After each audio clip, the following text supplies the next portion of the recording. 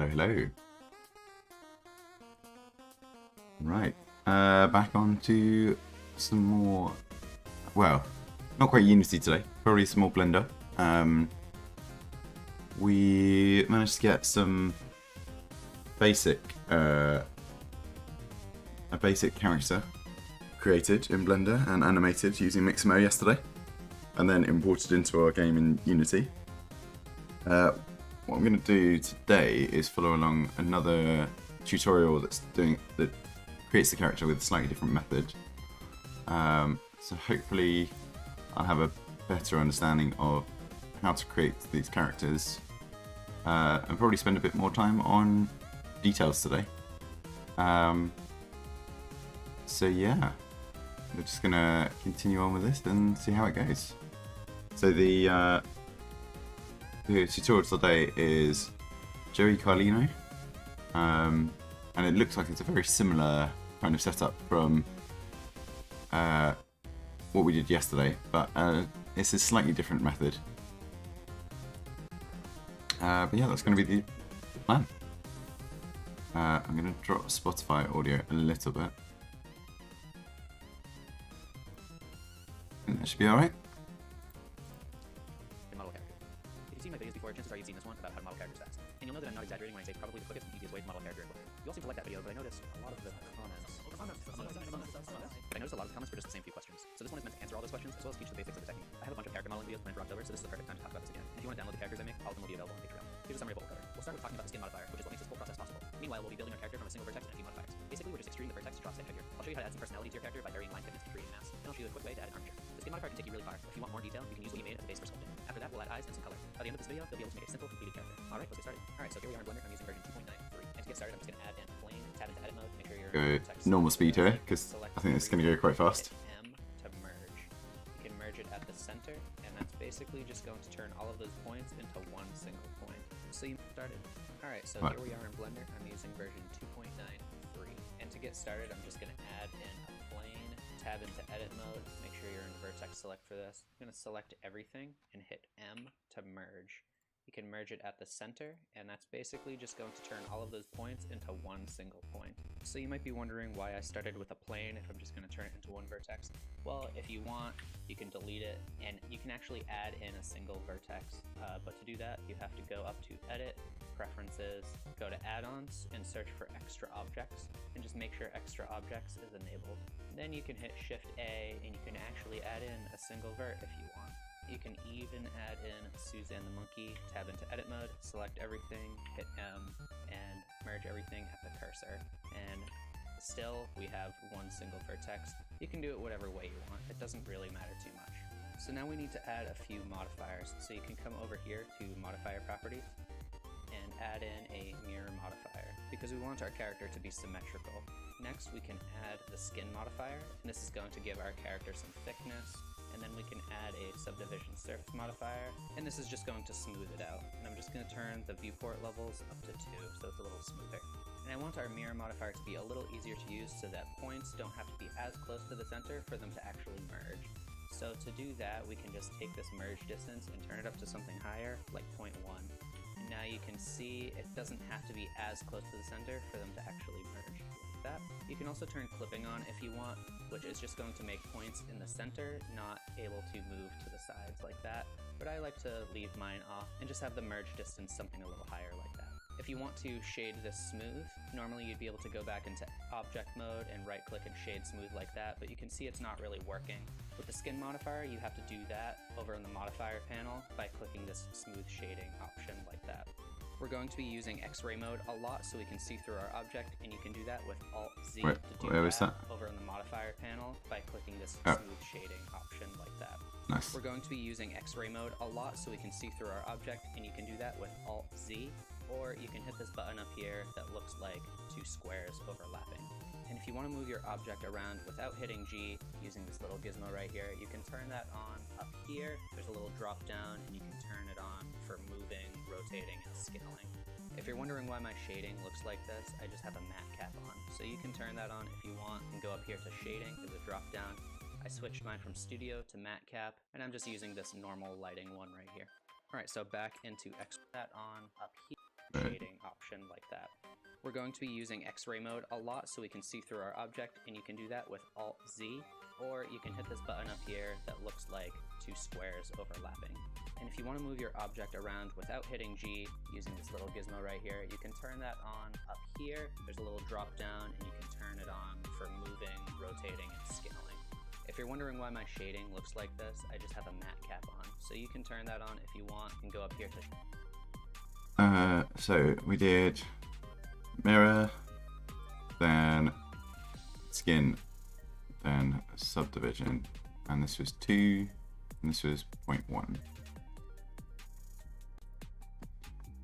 Just put it back at the origin, and then matte cap, and this guy is what we've been using.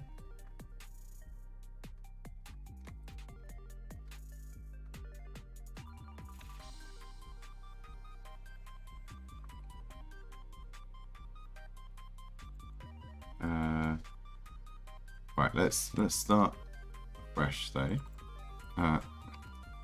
See that? Right, so Shift A is add, plane, and then merge. No, we're not in edit mode. Edit mode, all selected, M at center, and then add mirror, add skin, add subdivision. Subdivision is 2. This is 0.1. No clipping. That's it. Okay.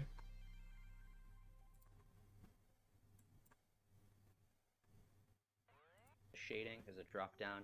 I switched mine from studio to matte cap, and I'm just using this normal lighting one right here. Alright, so back into X-ray mode with Alt-Z. With the skin modifier, you can scale up your points with Control A, like that, so you can see I'm scaling it up and down now. Normally you'd be able to select things and hit S to scale things up, but that doesn't work with the skin modifier. You can also for moving, rotating, and scaling. If you're wondering why my shading looks like the modifier, you can hit and then X Right. to select things and hit S to scale things. Modifier, you can scale up your points with Control A, like that, so you can see I'm scaling it up and down now. Normally you'd be able to select things and hit S to scale things up, but that doesn't work with the skin modifier. You can also hit Control A and then X, and that will scale it only on the X axis, or you can hit Y to scale it on the Y axis, like that. If you don't want to use these shortcuts, you can hit N to open up the side panel right here, or there's a little arrow, and you just want to make sure you're an item, and you can see there are these two options, radius X and radius Y. You can click and drag to select both, and turn both of them up that way, or you can just use one if you want it to be flatter or something like that. So to start our character, I'm going to go into X-ray mode and hit Control A to scale this down quite a bit. Drag it up. This is going to be where our hips are. And we can basically hit E to extrude to draw our character stick figure style. So this is going to be our leg. We can... Right, what I made a mistake of last time was the values. Right, so... okay, right. So let's say we've got... what I want to do is some average body proportions.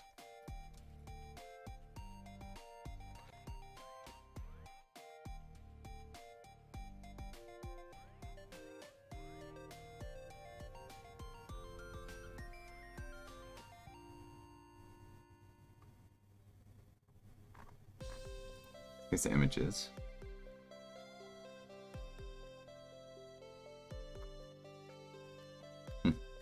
Doing it based on head size.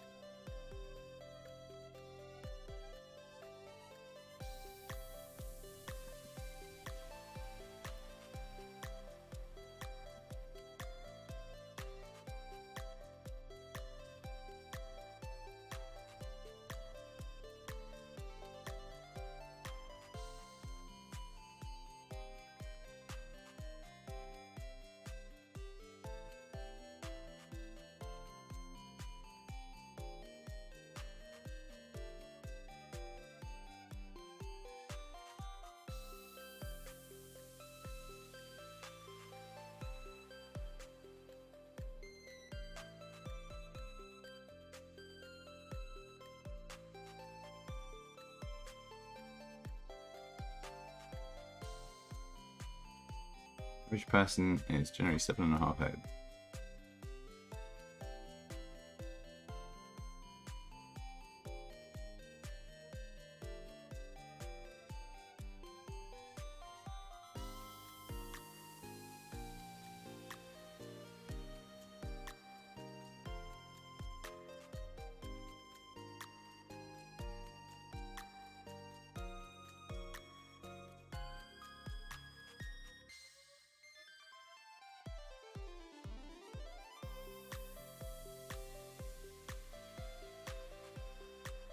Mm-hmm.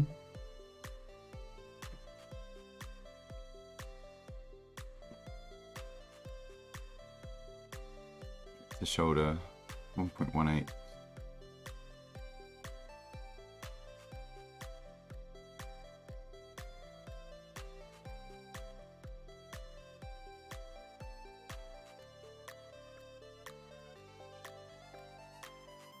Okay, let's put that off to one side.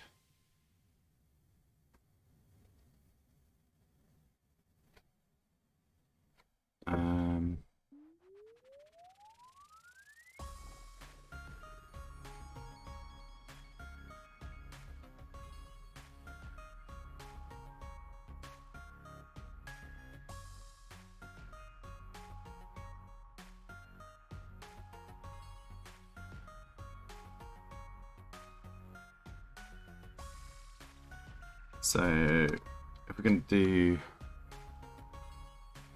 like 1.7 meters and we're dividing by 7.5, 0.22, let's say 0.23 for the head size.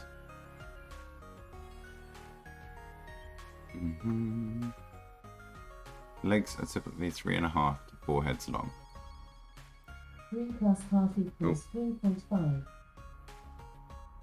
Somehow my Amazon device picked that up.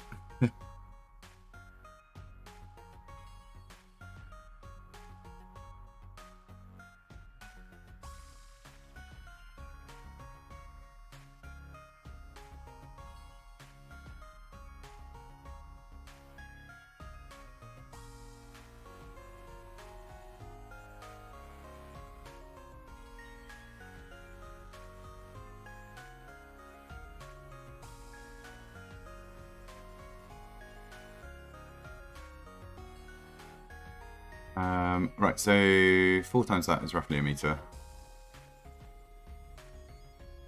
Just under. So we put this down at just under a meter. Maybe, yeah, 0.9.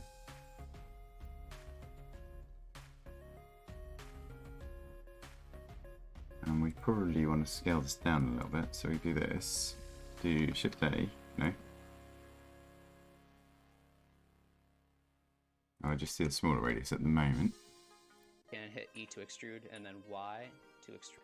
This is going to be where our hips are. And we can basically hit E to extrude to draw our character stick figure style. So this is going to be our leg. We can hit E to extrude and then Y. Okay. So from this we do extrude outwards.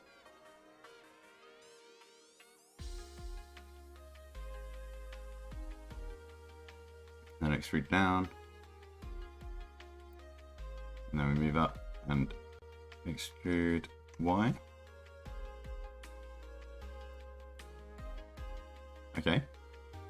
To extrude that just on the Y axis, I'll extrude this part up. That will be our spine. That can be our shoulder right there. And we'll have arms. This will be our neck and our head right there. And if we want, we can make our feet flatter by selecting. And we wanted a T pose for the. And then X. You can see it's getting flatter now. And arms there, about that length, it's not right? symmetrical, and that's because our root is on this side. So when you're using the skin modifier, you have to have a root, and you can tell where it is by. Right, this is going to have to be so it might be much hard to slower. sign.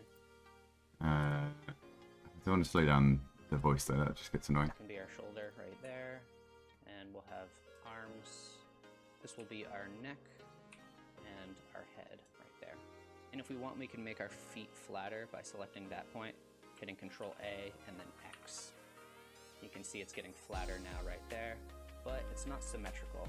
And that's because our Control root A, is on this then side. X. So when you're using the skin modifier, you have to have a root, and you can tell where it is by the circle surrounding it. So it might be hard to see in the recording, but there is a circle around this point. And if you want your character to be symmetrical, you have to make sure that the root is in the center.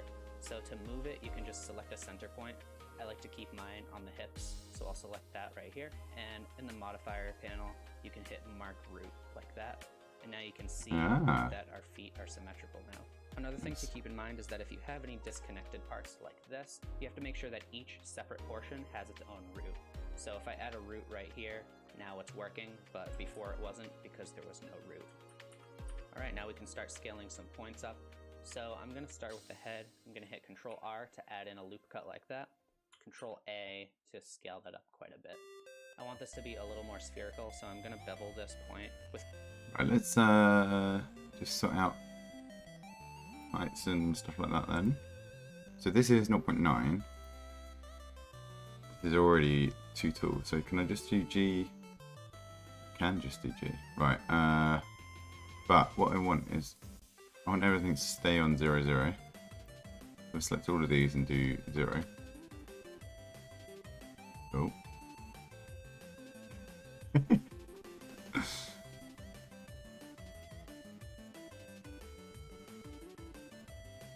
Oh, clearly not all of them and 0, 0. And also I've flipped over here, haven't I? Because I've gone out to the right rather than left. Let's get back a little bit. And actually 3 rotates to the right hand side, doesn't it? So I think I'd rather be moving to the right all the time. So let's just restart this. So extrude right.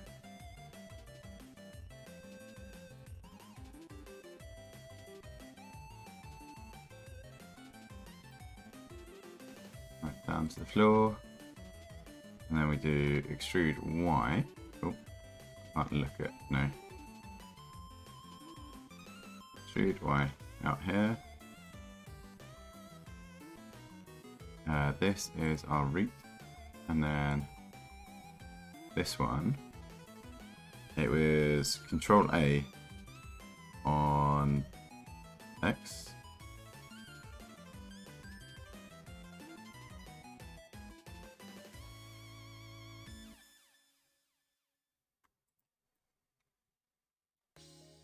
Yeah, that's fine. Okay, and then E to go up. I think we would just want to go directly up on, is it Y? On Z axis. That's better. Right. So why is that? That makes the spine look really short.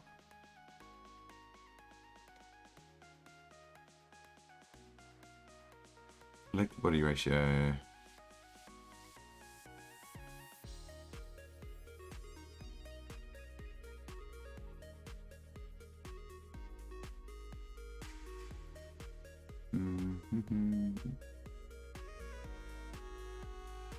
So this is 0.9, which was 3 heads tall, right? No, 4 heads tall.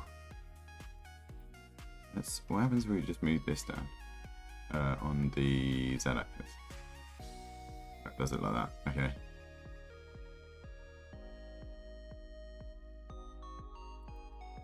I think it's going to be easier just to type in 0.75.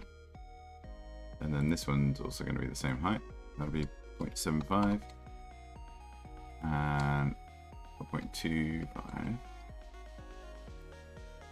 And then we'll do this as 1.4.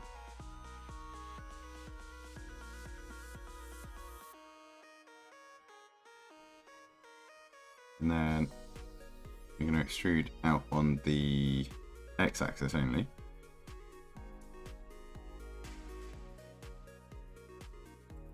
And then we're going to extrude the arms.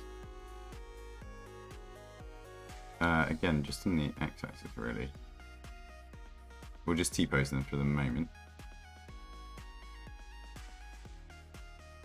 You probably want it to like there. and then some small hands. Again on just the x-axis. And then from here, we go up on our neck on the z-axis. And then our food, z to the head. And we want about 1.7 total height. Maybe that neck's a bit long. Oh, no, not like that. Undo that. We want to move this just on the z-axis.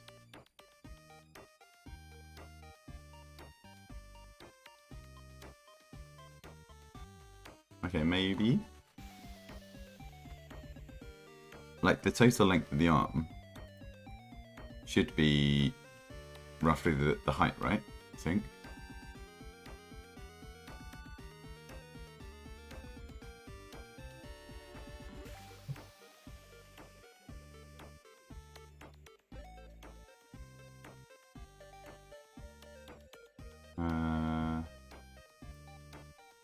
Let's just have a look again at some of these.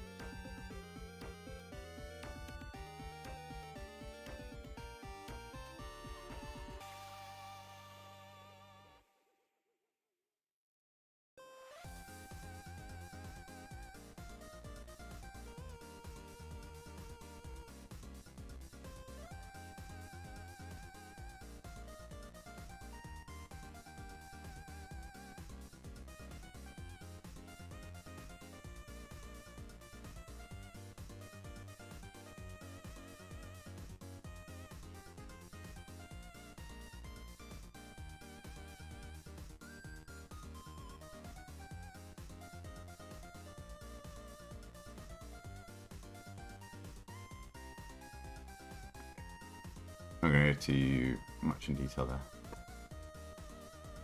Okay, so what he did was, is it Control R to add a shape? Yep. Add that cut, and then Control A, because we're in this mode.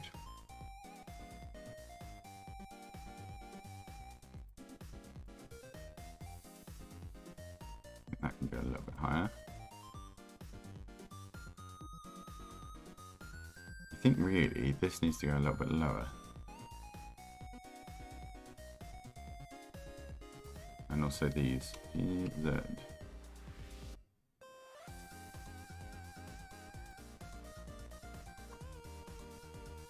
Let's start with that. Control Shift and B like that, and that looks a little too wide, so I'll select those again. So if I add a root right here, all right, now we can start scaling some points up. So I'm going to start with the head. I'm going to hit Control R to add in a loop cut like that. Control A to scale that up quite a bit. I want this to be a little more spherical, so I'm going to bevel this point with Control Shift and B like that. And Control Shift and B. So I'll select those again and hit Control A to scale them down. And if you want a different head shape, you can select this point right here. And when we pull it forward, you can see we're getting a little. Right, and then you select these two. Control A and just put it back down.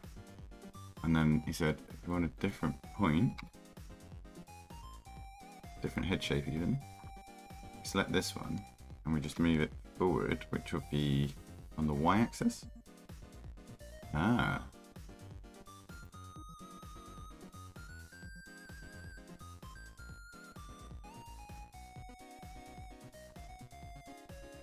I feel like this is way quicker than what we did yesterday, but we'll keep going. So you can experiment with that to get different head shapes. Another thing that the skin modifier allows you to do is if you scale points up that are close to each other, they'll kind of merge with each other like this. You can see they're merging, and they'll kind of share each other's mass. You can get smoother shapes out of it like that. So you could That's also quite do useful. this with the chest like this, and at a certain point it'll kind of merge with the shoulder right here, and you can get different shapes depending on how close or far away your shoulder is. It's easier to demonstrate with a shape like this.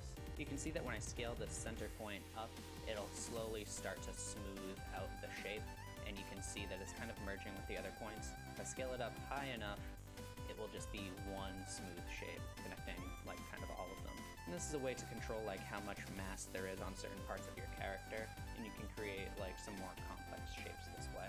So I want our character to have a skinnier neck, so I'll hit Control R to add a point in here, and I'll scale that down. And if you want the neck to be skinny and long, you can also bevel that one with Control Shift B, like that. I'm going to scale the hips up with Control A until it kind of merges and we get a smoother shape.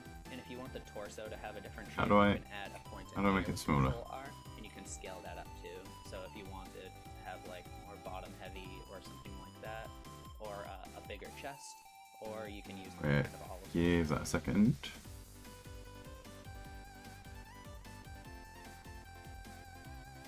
So Control A.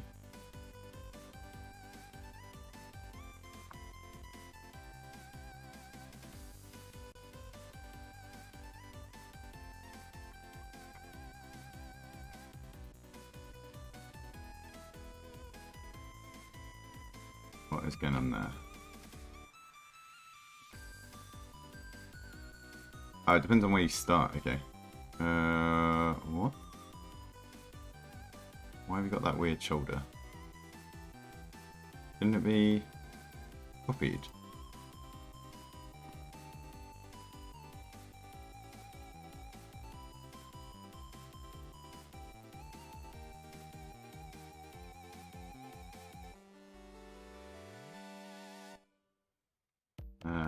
G, Z, put that there. I think it's because I've got this move forward a bit actually. Let's reset that to 0. Which we can do just here.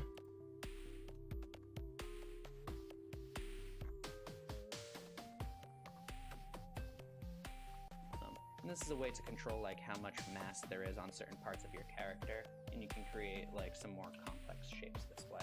So I want our character to have a skinnier neck, so I'll hit Control R to add a point in here, and I'll scale that down.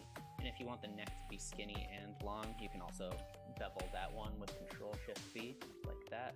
I'm going to scale the hips up with Control A until it kind of merges and we get a smoother shape. And if you want the torso to have a different shape, you can add a point in here with Control R, and you can scale that up too. So if you wanted to have like more bottom heavy or something like that, or a bigger chest, or you can use it to have like a slimmer waist or something like that. You can also change the leg shape quite a bit by scaling up this point right here. If you turn it up high enough, you can have a character that's shaped like a Pixar mom or something. But I think I'll leave mine right here. So I'm going to select the wrist and pull it up slightly right here. And if you want to extrude this in the same direction that it's already going, I found the easiest way to do that is by hitting Control R to add in a loop cut like this. Then you can hit G twice, and that will slide the point along the loop like that. You can also select the point on the end, hit G twice the same way, and you can see it's not going further than it already was until you hold Alt, and then it'll allow you to go further like that as far as you want. So I'm just going to scale both of these down. This is going to be our wrist, and this is where we're going to start making our hands. So I'm going to hit 7, leave mine right here. Let's just double check so I'm this. going to select the wrist and pull it up slightly right here. And if you want to extrude this in the same direction that it's already going, I found the easiest way to do. So wait, if we try and move this point, if we do Control Plus, we can move all of them, right? No. Can I just rotate about here? If I just press R, that does nothing. This R does nothing.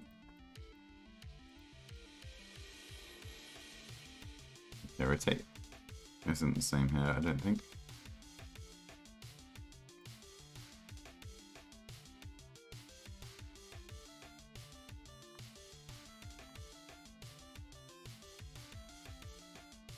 Right, let's move you forward a little bit. And then I'm going to move these two back a little bit.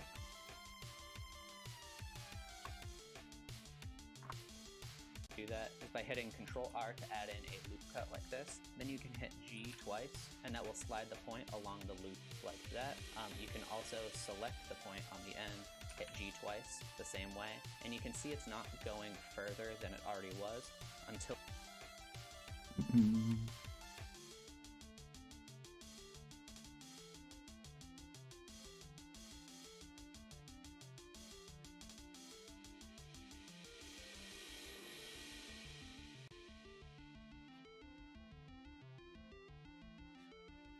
you hold Alt, and then it'll allow you to go further like that as far as you want.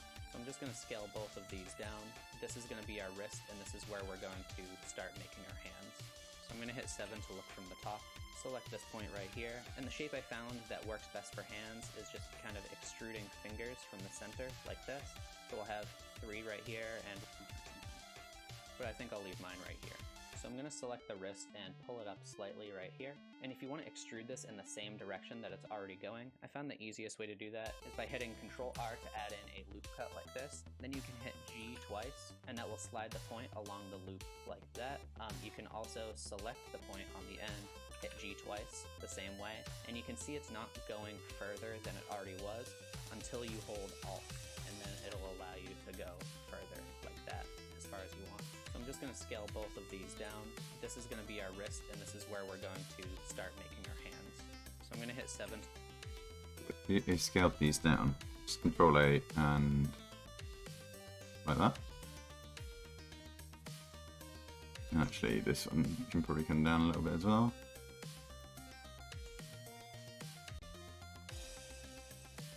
To look from the top, select this point right here, and the shape I found that works best for hands is just kind of extruding fingers from the center like this. So we'll have 3 right here, and we'll have a thumb. I'll select. Oh. Hey Runa, thanks for the raid. How's it going?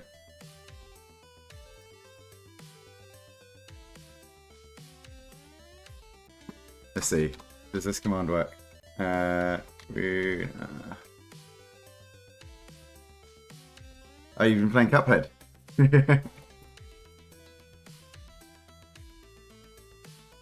How was it? I'm good, thank you.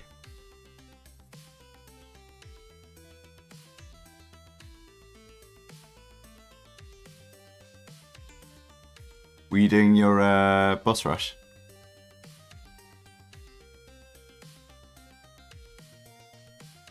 Select all of those and scale them down so it's a little easier to see, and it's already kind of coming together like that. Then we can just select More all of restaurants. these points right Nice. here. We're trying to figure out how to use Blender and make some characters. Cool, no worries. Thanks for the luck. And thanks for the raid. Right, so extrude from here. And then extrude another. What if I maybe move these a little bit further forward?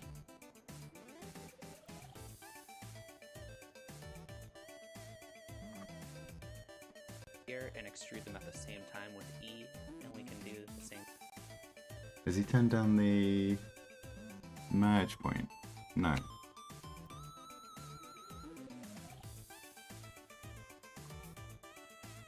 Maybe I need to go thinner here. Which will mean when we extrude, we have some thinner digits.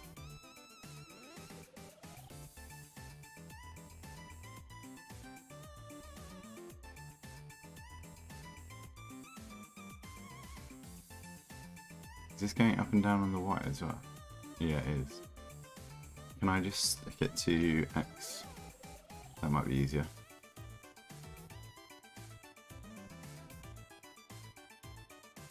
Let's move this. I think if we just make all of the fingers, even if they're pointing in weird directions, and then we can realign them after. I've got a feeling if we move this merge distance down though.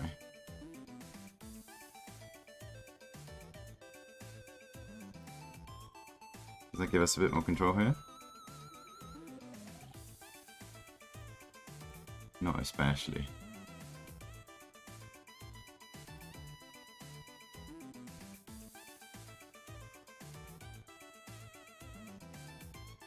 So what height is our wrist here? 1.35. Let's do... no, didn't want to do that. Let's jump to a front view.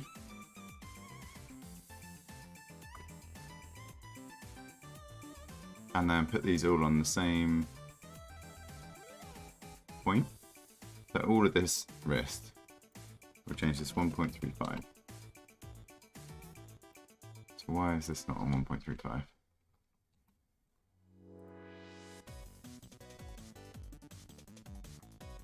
And then also these and that one.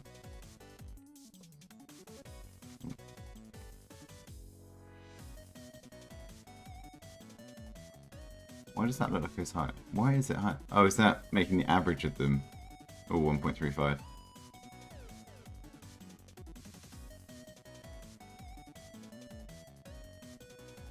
Okay.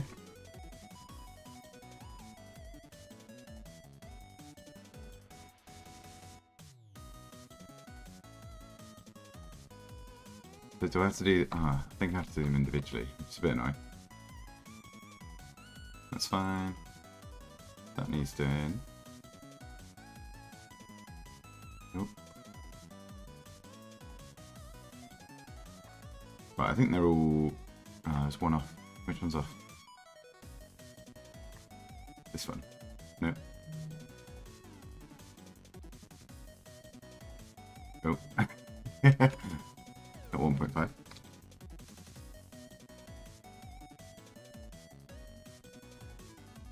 Cool, so we want one of them's going to be the thumb, which we need to move on the Z axis only. No, Y axis only. And then we'll move this one on X to be... So really what we want is 4 knuckles. I suppose if we move them all next to each other.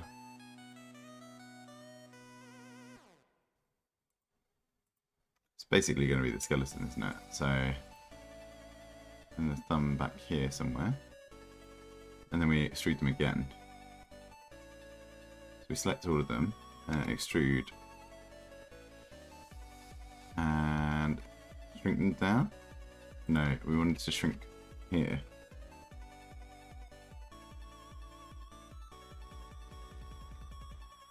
And obviously the thumb. Oh, no, not like that. Need to start further away to shrink it better. It's gonna look so weird.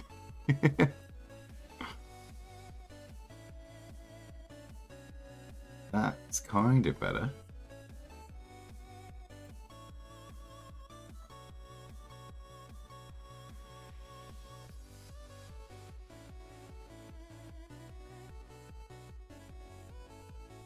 Okay, and then, oh no, make sure we don't get the leg.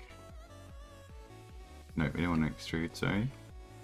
We want to move that to be closer to the knuckle.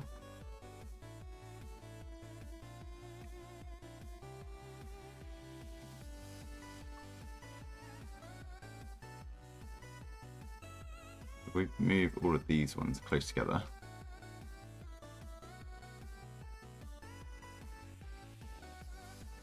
And then these ones are a bit further down. We might get a bit more of a standard looking hand, but not quite yet.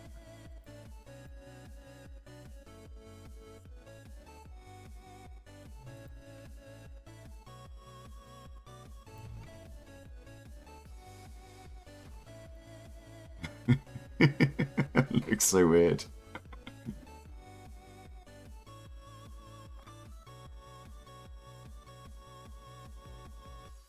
Right, how do we want to do this then? I'm just trying to think how your hand actually works.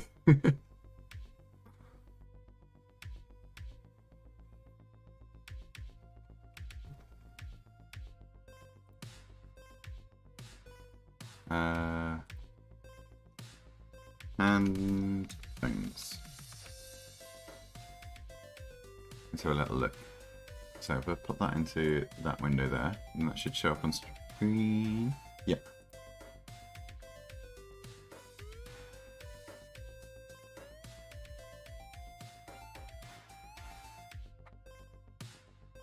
Okay, so they're all joining at the same point. Thumb's got 2 joints from there, so they're all basically aligned actually. When they start, let's try and do something similar.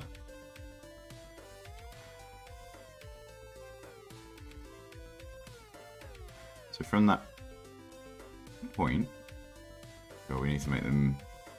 We need to put them all the same height.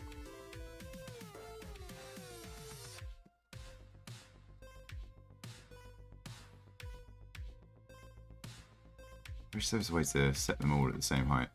I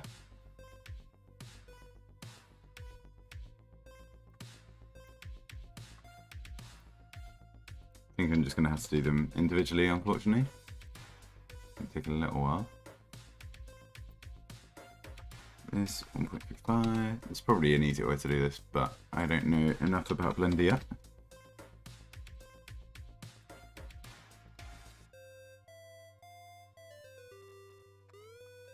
Okay, so they should all be aligned with each other, basically, which I think we've got. And then the next row of knuckles is kind of aligned, but slightly further. So let's put them all at 1.35. Let's just copy that, because that might be easier.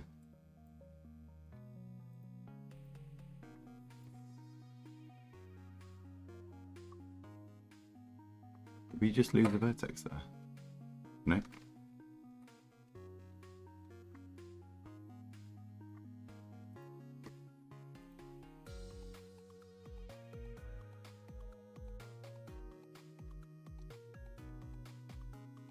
Yeah, this will be better. If it's all flat, then I think it's actually just as quick to do that.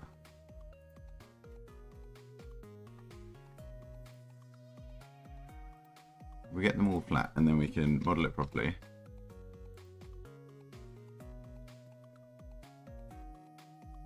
And then we can move the hand about after we've got a decent anatomy for it. Right, so let's move these guys on the x-axis. Yep.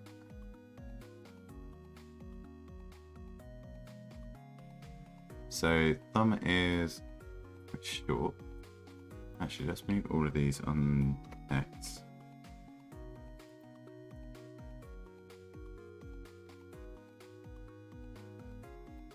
To be a bit more aligned.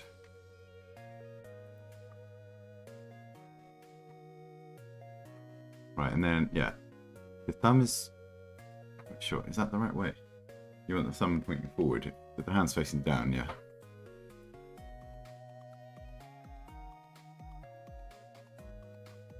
And then let's bring this guy.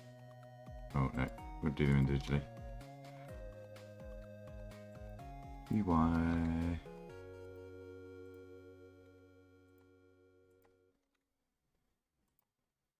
I think really if we just bring in the thickness for everything, it's probably going to help. So, oh, too much. Start from out here and then you get a bit more control.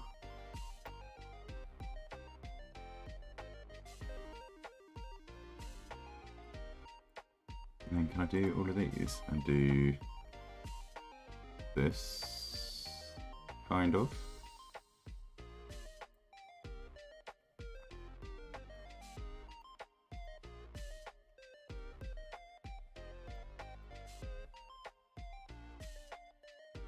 Oh, no, other way around. No way. And that's going to be closer, just a little bit closer than that. This one is almost in line with the thumb.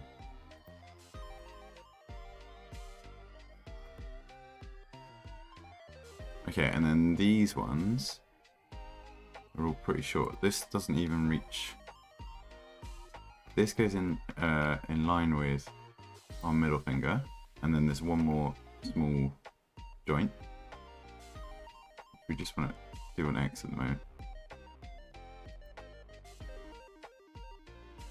And then these ones are going to be on the Y. Let's bring it across. Let's bring the X back a little bit.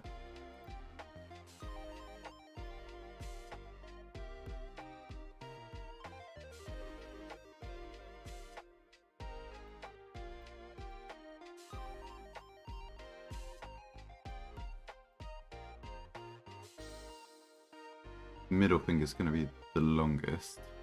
So these two are roughly equal. This one's a little bit back. Okay, and then these all need to extrude on the x-axis. And this is just, which knuckle is this? There's one more little bone after this. But this is only quite a short one, isn't it? Something like that. And then extrude again, and a really short one. Right, and then I think what we can do is if we select these and we size them up a little bit, they should all merge more into a hand, right? No. Maybe if I add in points here that we merge up. And then we select all of these. And then we merge upward. Nope. That way. No.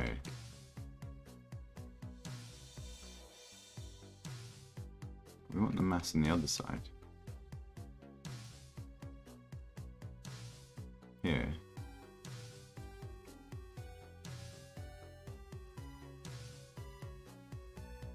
That doesn't look right.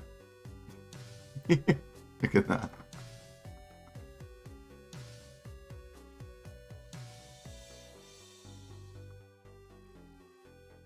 What's this? Alt Z. It's kind of. Thing for our thumb. And the reason I add a wrist right here is so we can select this point and scale it up with Control A. And when you scale it up high enough, the mass will merge with the other points. Right, this is what we didn't do. We didn't do a wrist here. So, what we can do, we can just put another one in here. Move it up to really close to here. Move this a bit closer, and then when we scale this up, hopefully.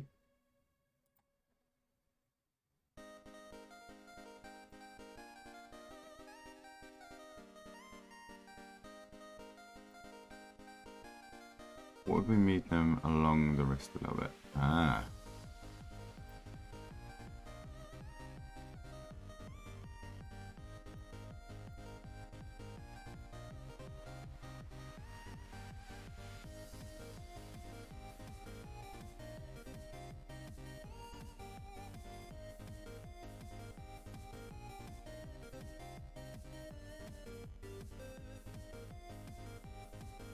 Doesn't really matter what we're doing here because it's surrounded by all of these now.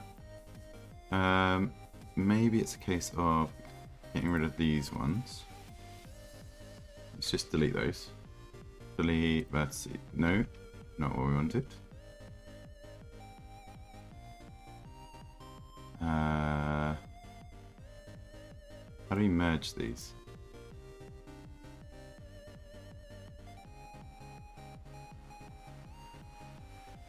If I just delete the vertice, then yeah, there's no link across. So, what if we move them on top of each other? What does that do?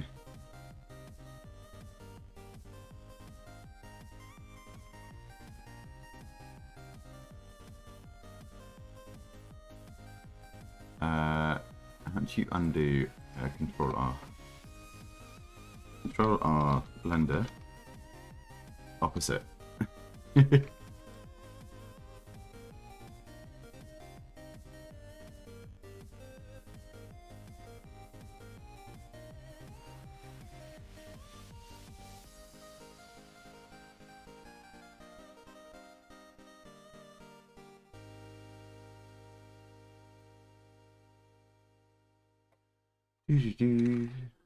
Let the controller. Don't think it exists. Measuring the vertices by hand is the only way to go. It does exist. Select the edge you just created. You want to get rid of. X erase edge loop. Okay.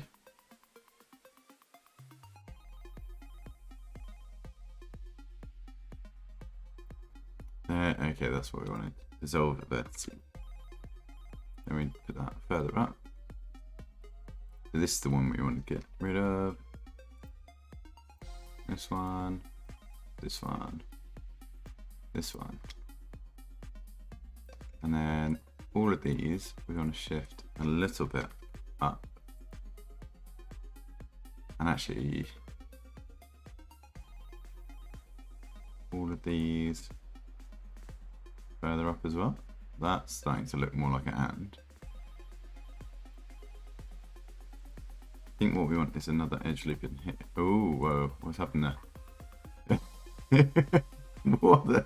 What has happened there?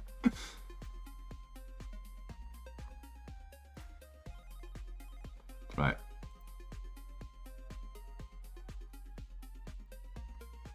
No.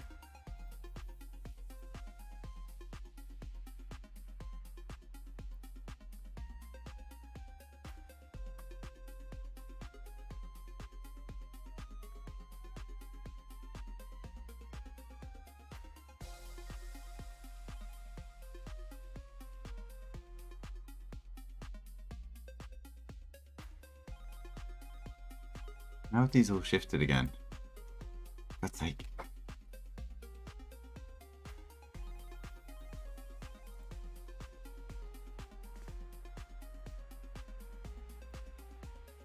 .35, 1.3. Yeah, there's definitely going to be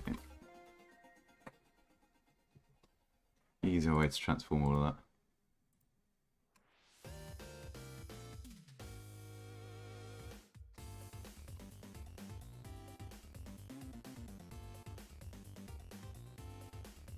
Okay, and then these fingers at the end. Let's see, are these are all aligned properly. Might just delete the ends.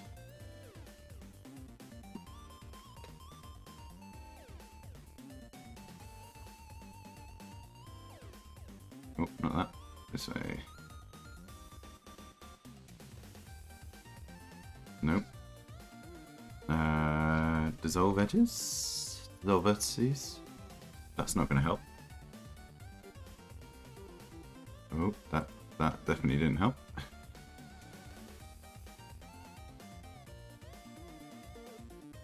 suppose if they all moved at the same... when they were created, they should all be the same level. Yeah, there we go. And then if I shrink these in...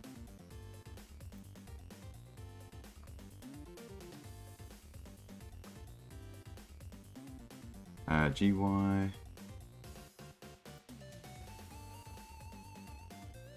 Is this what I want?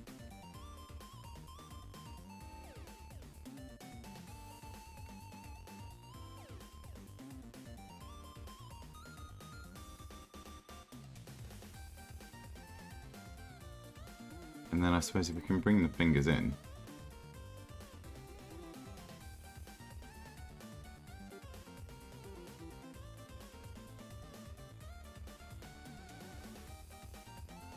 That might make it look a little bit better. Actually, if we line all of these up, the middle finger directly with Y.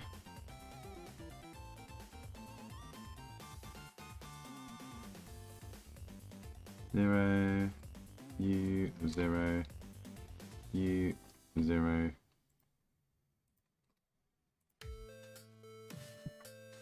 and then we can edit individually. So a little bit here. Move these both back a little bit.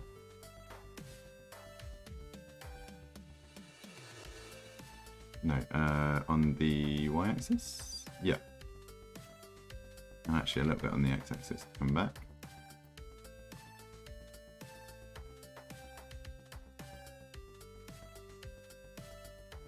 It's a lot of little tweaking, but hopefully I only have to do this once.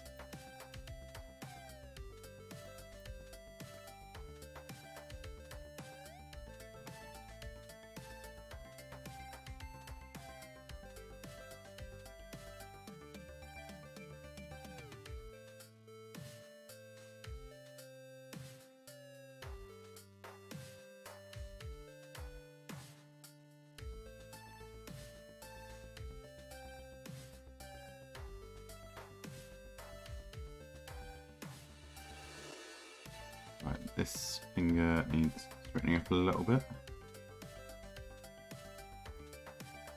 And then I suppose if we do something like this and shrink it down, we can have the little finger being smaller. Let's have the thumb being a bit thicker. Let's get the right angle here.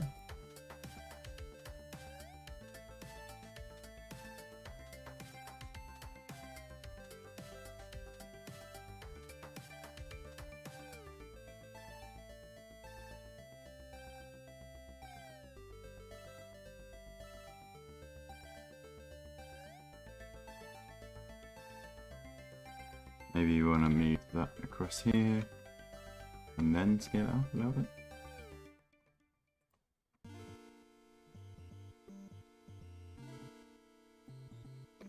Too close for proper control there.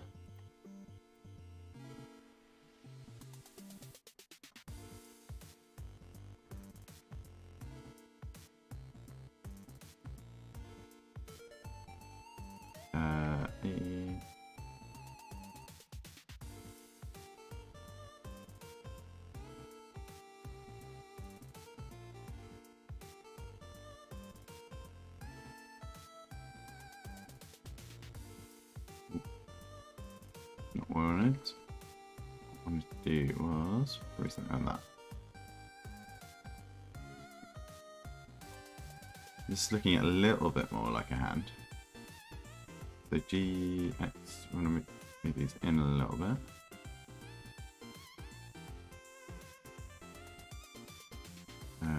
GX down a bit. And then these ones move a little bit up. Again, I think we can come in a little bit, have it less of a wide hand.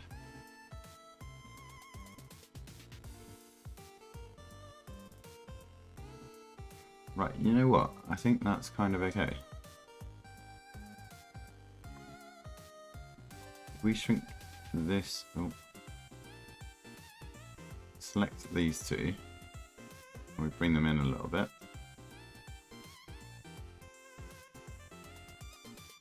And then I think the weight of some of these fingers is a little bit too big. So I think this finger we can bring down just a smidge. And this one. Okay, I think that's looking okay. Bring that knuckle out a little.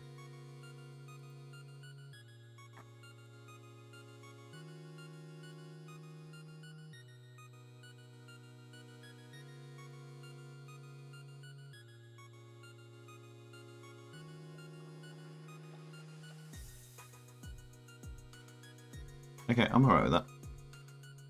It took quite a bit longer than I thought it would, but hopefully it's only once that you have to do this kind of stuff. So what joints have we got here?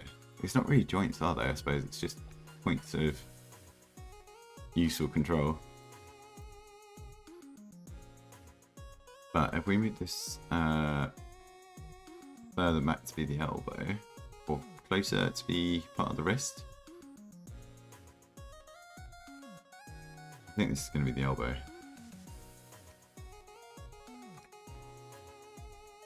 And then this can come back a bit more. It's more for definition rather than actual bones.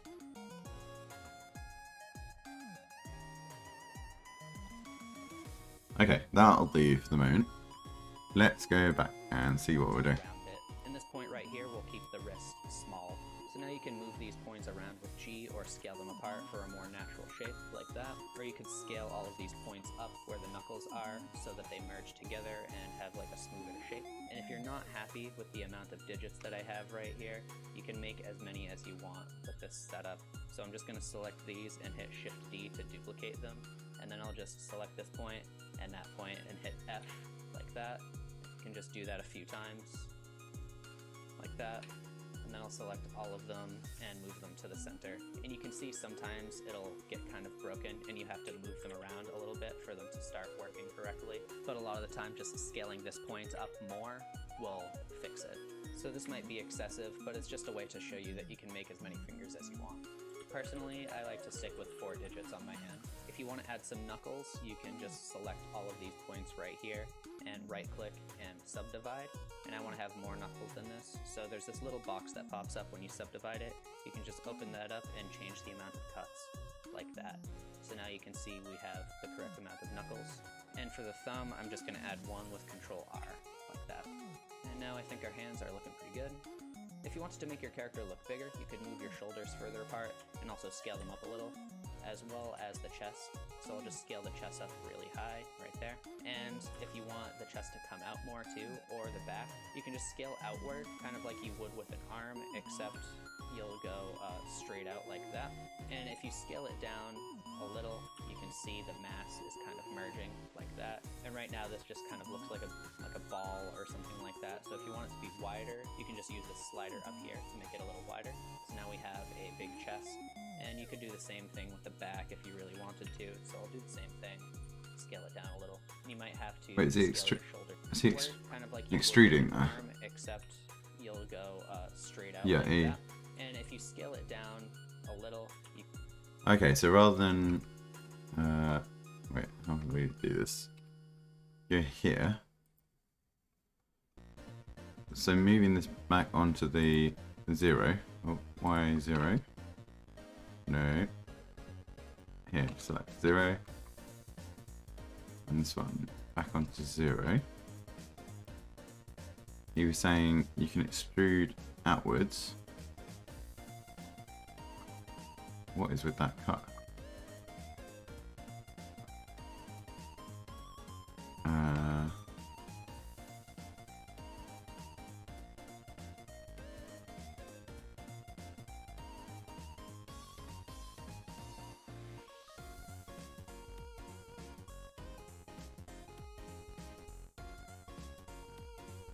We're still getting used to the setup here. Why is it not like that? Reshift.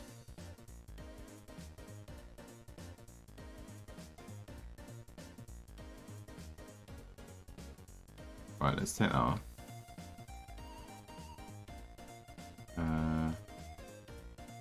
Size that. What if we size this down and then extrude on the Y?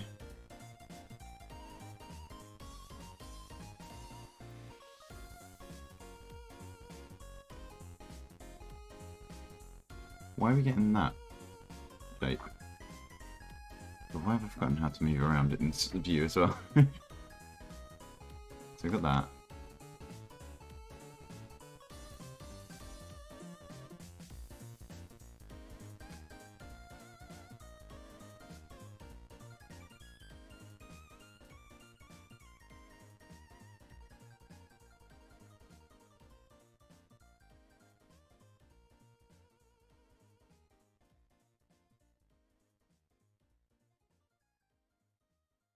I don't get why we've got this shape here.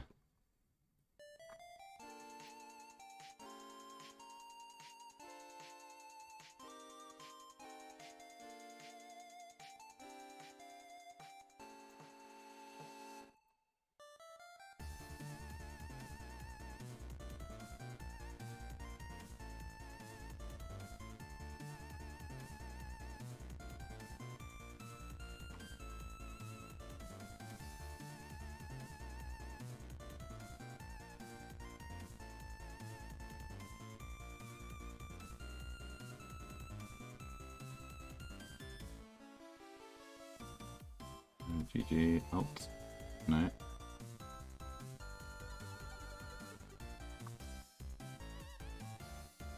Well, we've put a new loop cut here. Get down with it, and then extrude out from it. You don't get this. I reckon it's just easier just to move on the y-axis. Just bring it forward a bit. Oh, didn't mean that. Eat Y.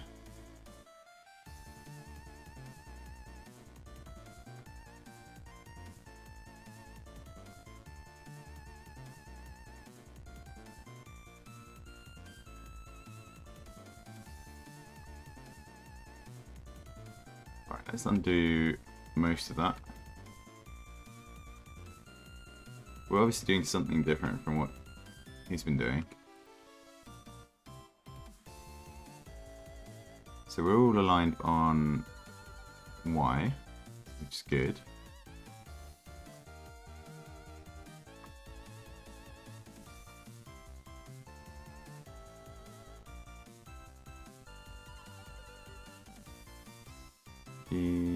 Z. And then we'll move this guy back a little bit.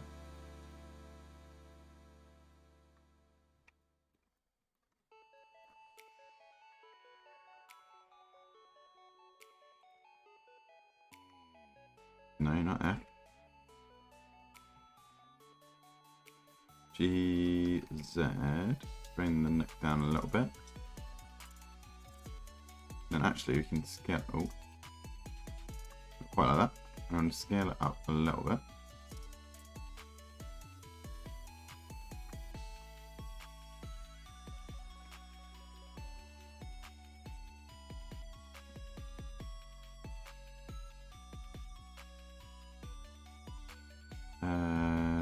Move this joint in.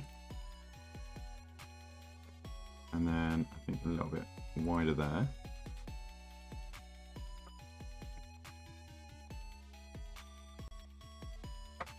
Good. If you wanted to make your character look bigger, you could move your shoulders further apart and also scale them up a little, as well as the chest. So I'll just scale the chest up really high right there. And if you want the chest to come.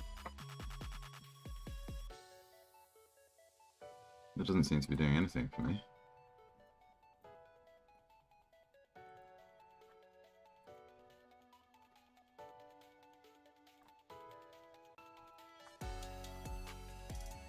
And then we do another loop cut there.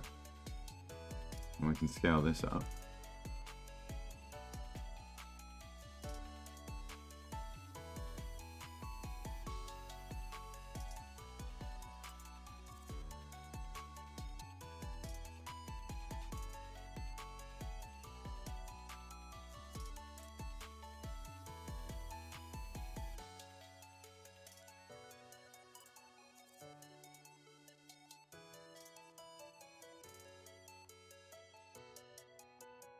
Still think moving this a bit forward on Y.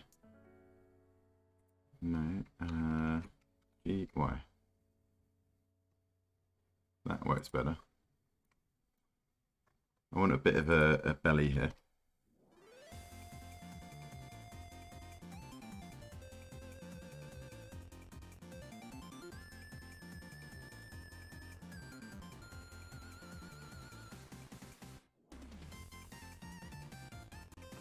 Too, or the back, you can just scale outward, kind of like you would with an arm, except you'll go straight out like that. And if you scale it down a little, you can see the mass is kind of merging like that. And right now, this just kind of looks. So what he's done there is, I think he's extruded from this one. It's because our radius is so huge, isn't it? If we bring this all the way down, then it becomes a bit more manageable.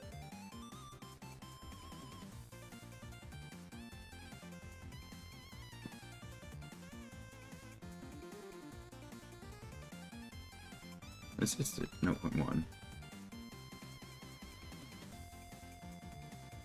0.1. We'll do about 2R. preview.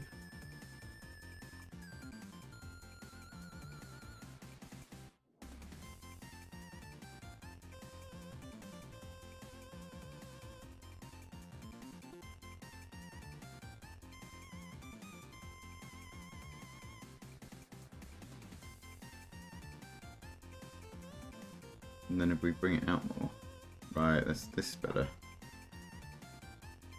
So can I do the same here? If I extrude out of here, what is happening there? Is it this? It's not that.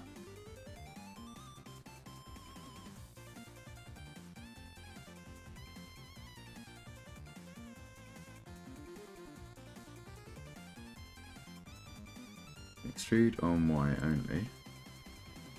What is... I don't get what's happening there. What is causing this?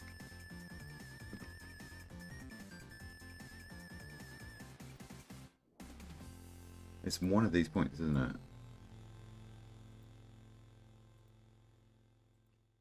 This one.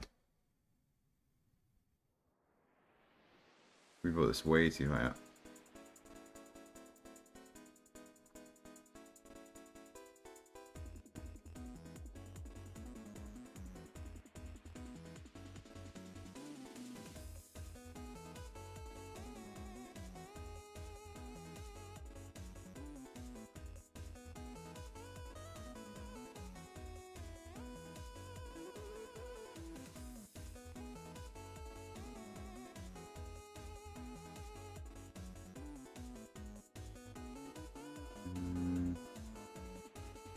Don't really get what's happening here.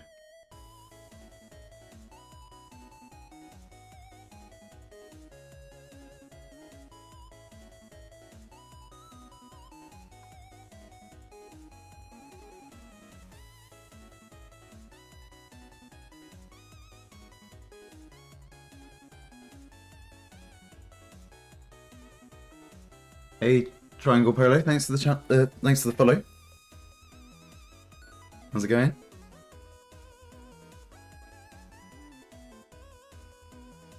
I'm good, thanks. Trying to figure out using Blender. We're just following along this tutorial from Joey Carlino. And just figuring out what we're doing with this. And then hopefully we'll have a body that we can...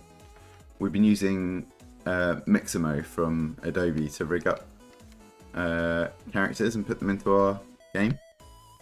And we're trying to learn to do an endless runner. But at the moment it's a lot of like little tweaking bits in Blender, so...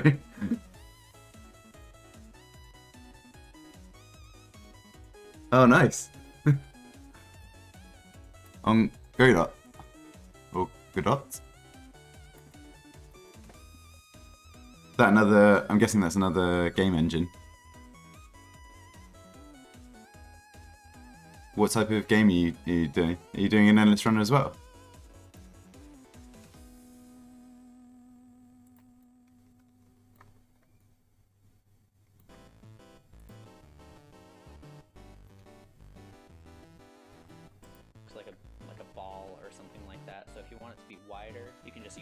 Godot. Okay. So now we have a big chest, and you could do the same thing with the back if you really wanted to. Oh, cool. So I'll do the same thing. Scale it down a little. You might have to scale your shoulders up a little bit for the mass. Ooh, that sounds cool. 2D RPG. That sounds really cool.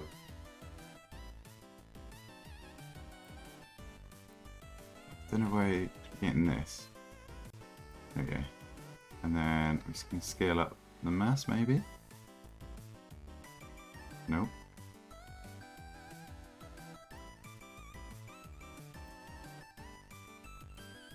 Definitely doing something wrong here.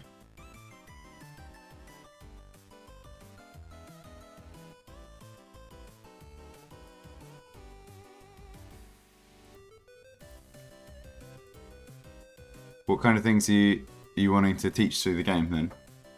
Is it skills for that you use at work, or is it?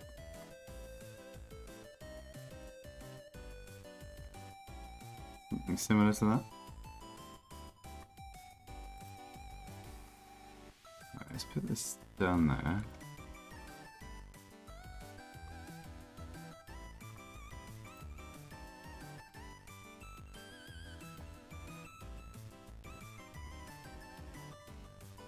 Oh, cool.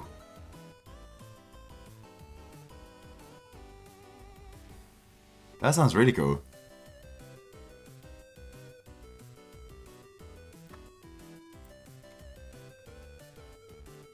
Yeah, I guess there's a lot of a load of protocols you have to worry about. What do we want? X to be 0?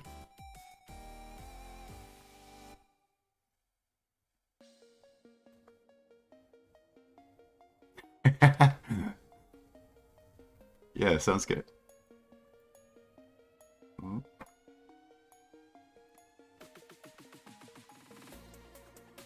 What made you pick Godot? Oh, Godot.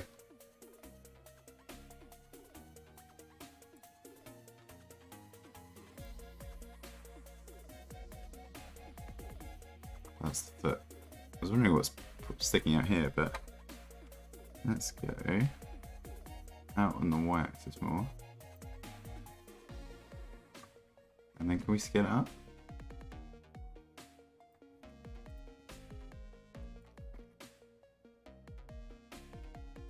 Started on GameMaker 2. Ah, okay, cool.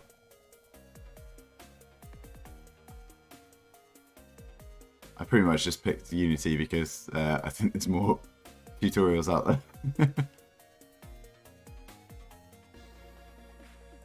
Okay, I can kind of see what's going on here now.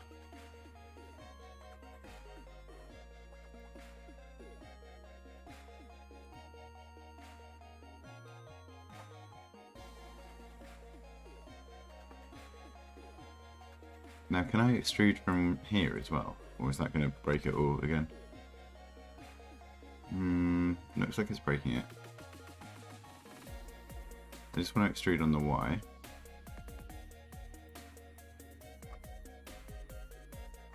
Maybe.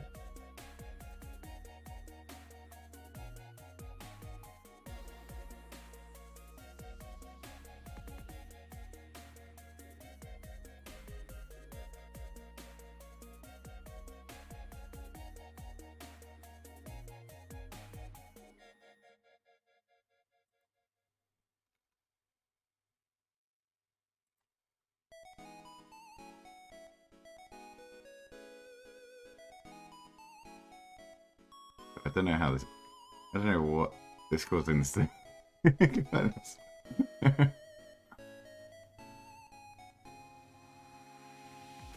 Yeah, there is. It does look like there's loads to learn. The tutorials that Unity put out themselves are pretty good though. Where are we here? They've got a whole like Unity Learn set up on their website. I don't know how this is all. Which so far I found was pretty useful. Let's scale. No. Let's scale this down. Without giving him a hole in front of his chest.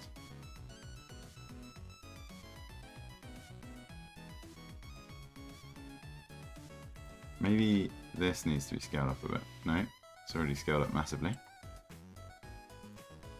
Maybe that's the issue.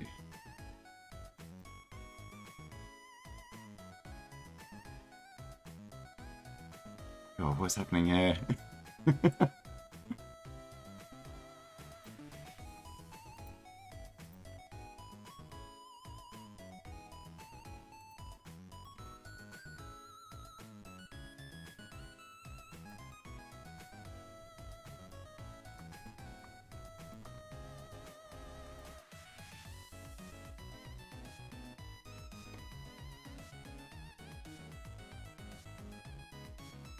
Right, I might just undo a lot of this.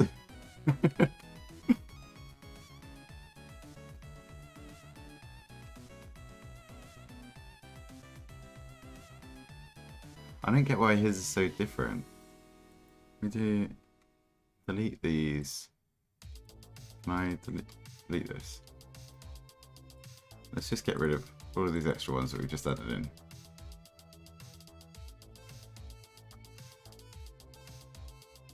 Maybe I've got to merge some of these.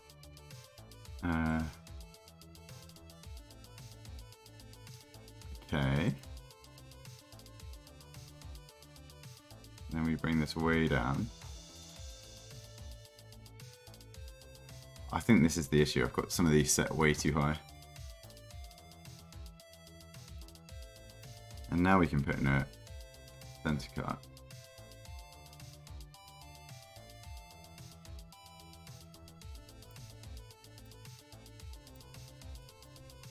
And these way too big. That's massive. Let's bring that down a lot.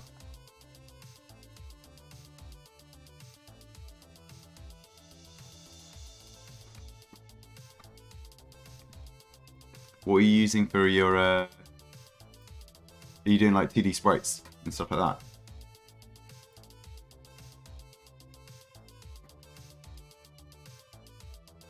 Or are you gonna find some assets that you can use freely?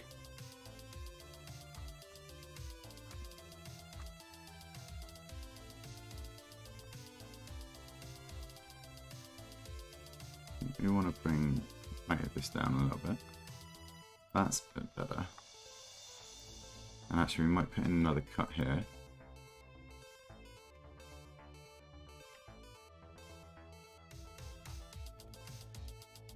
No, not Y.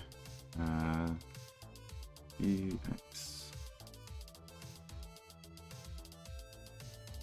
Oh, that's cool. Just do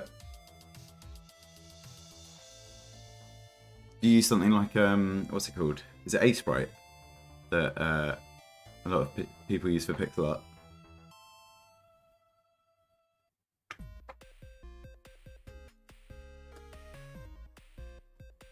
Nice. Yeah.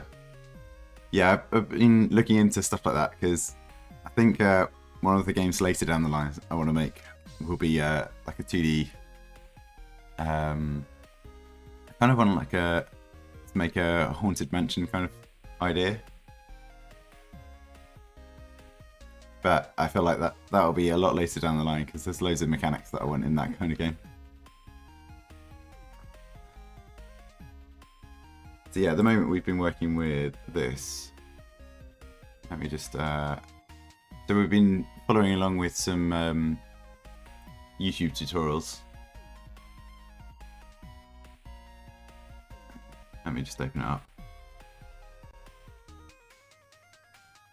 So I've been using a lot of pre-made assets from the Unity Asset Store and some of it from Mixamo, which is quite good. It opens up.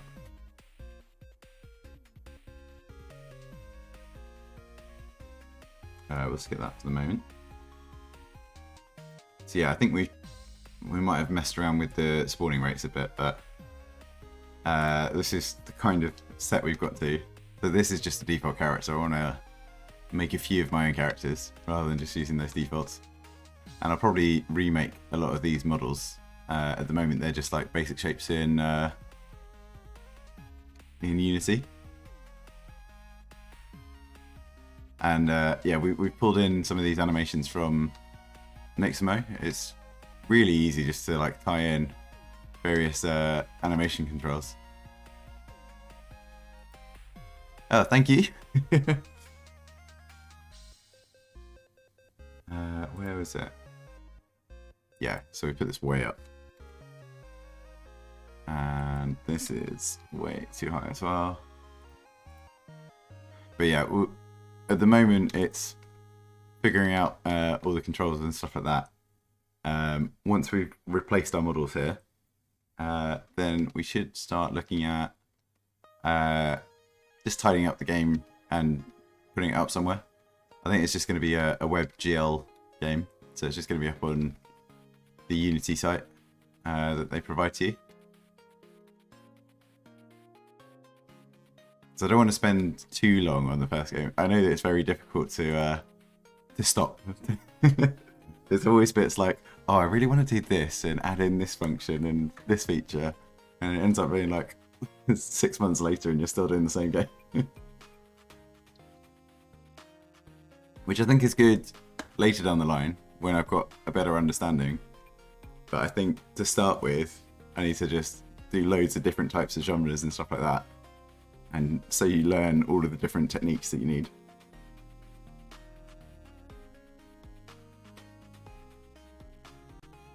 Right, I'm just going to close that down for the moment though.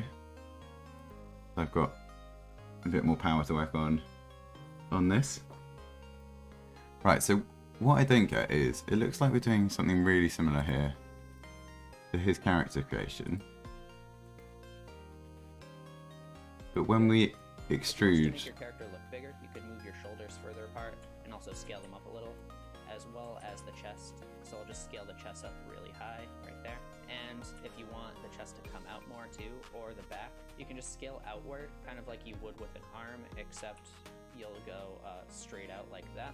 And if you scale it down a little, you can see the mass is kind of merging like that. And right now this just kind of looks like a ball or something like that. So if you want it to be wider, you can just use this slider up here to make it a little wider. So now we have a... So that might be what we're doing. We've got 0.2 here. Maybe this is way too big still. Go around about this figure. 1 point something, 1.4. Those look like better values.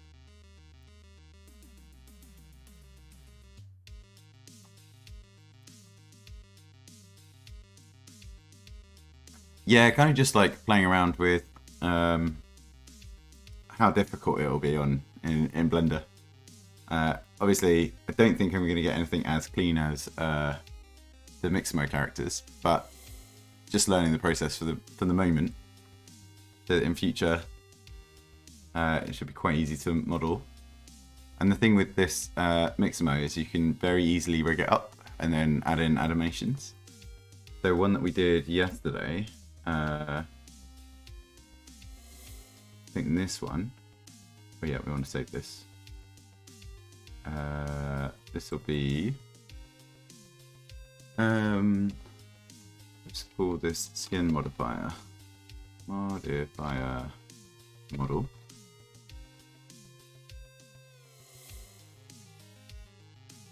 I should save that, and then I think we can open this one. Yeah, so this was the one that we built with a different tutorial yesterday, and you can tell it's a little bit rougher, but the animations that you can drop in are super easy. You don't have to like, well, we pretty much got to the stage that we are now with the new one, and then just dropped it into Mixamo and it does all this for you.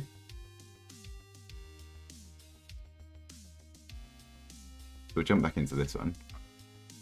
Actually, we might even be able to demo that now. Look. If we export this,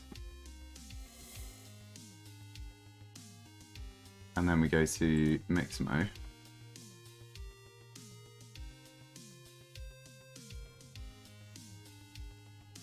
let me just log in here.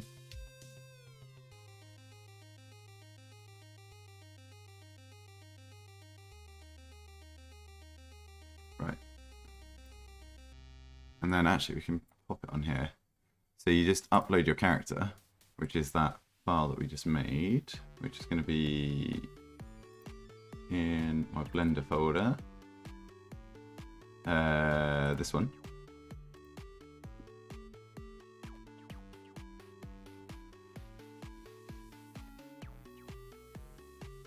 And then we can next, and all you do is you line up where parts of your character are. I think wrist is about there, elbows, let's say about here, knees, and groin. And then I think we've got, I don't know how many chains we've got on our fingers. Let's do less, because oh, here it tells us 2 chain fingers has a thumb joint chain. Oh no. Okay, we've got a standard skeleton here. Let's try this. So then it rigs it up for you, and then you can just like assign the animations.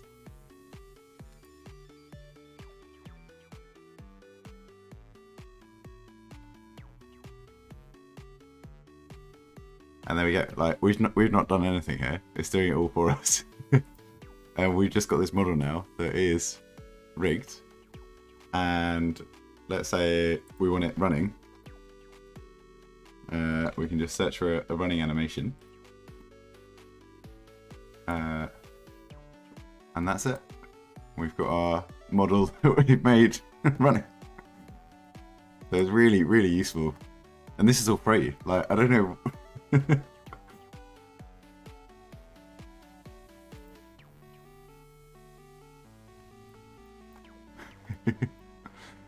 Yeah, it's so useful.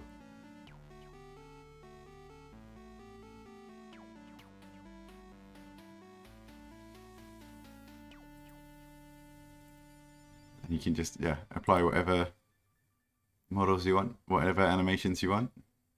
They've got most things covered. I think there's something like, there's 230 different running animations. I think just animations in general. It doesn't show you how many pages. There's at least 26 pages, so 2,600-ish different animations you can go for.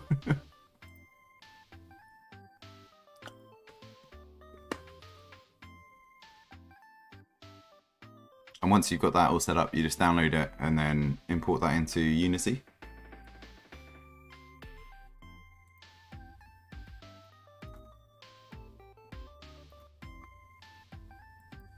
Right, so let's see if we can extrude this now.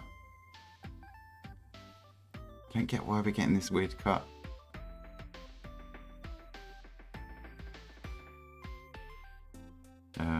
Just go on the y-axis then. That looks a bit better. And then if we move it on the Z down.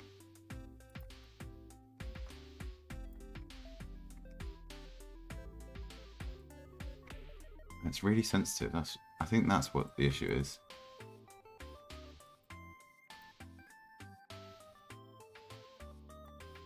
You just got to find the right level for everything.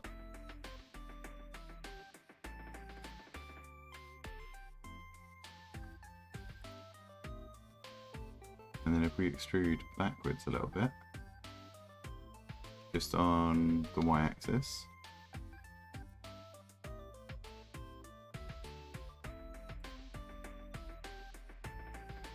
Why is it so sharp though?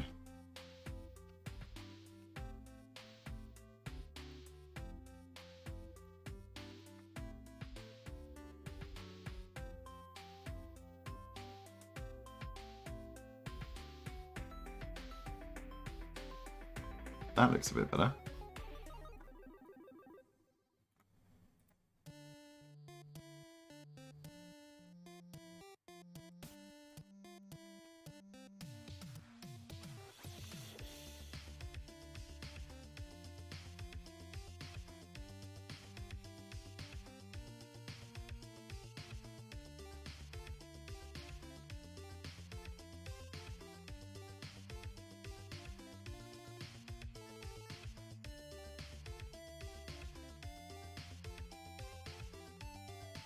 Yeah, it looks like it's just a case of play around with all of these until it looks something looks along the lines of what you want it. We're Z. I mean, really, a slightly better understanding of anatomy would probably help me quite a lot, but... A big chest. And you could do the same thing with the back if you really wanted to, so I'll do the same thing.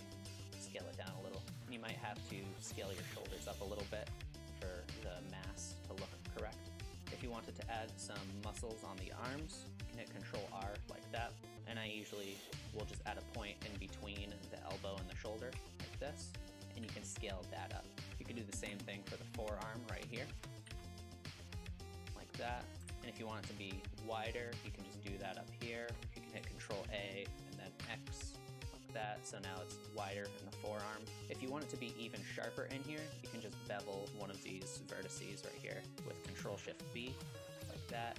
And if you use the scroll wheel, you can add in extra points, like this. So I'll add in one extra point. I'll scale all of these. You do this. Control Shift B. Bevel. Okay.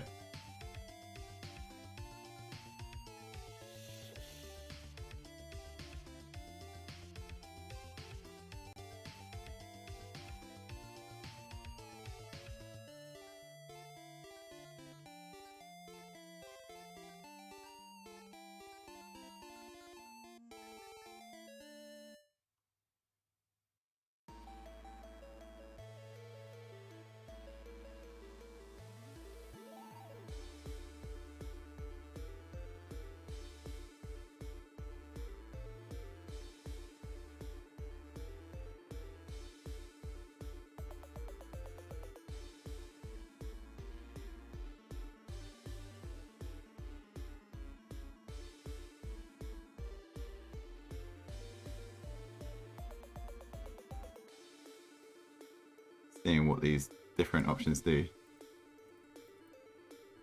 Why does I don't get why that goes so weird though. It's meant to be symmetrical, so they're all aligned here. I think one of them's out of alignment. Which one? No. One of these two. This one. There we go.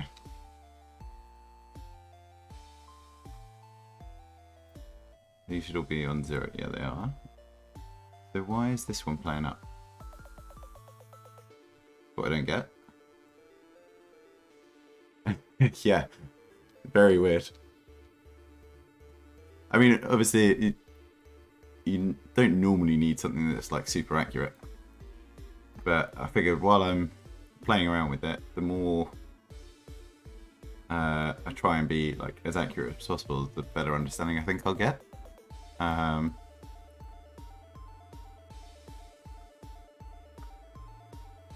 still don't get why this is being weird on that arm. Oh, maybe. Where's our... have we marked our route? There we go. Because the arm was rotated differently, right?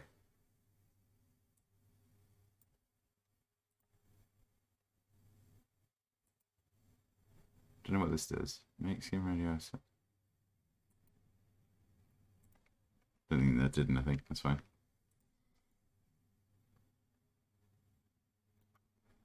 Oh, are we at the end of that? I think we're at the end of that playlist. Let's jump over to... we'll do some synthwave.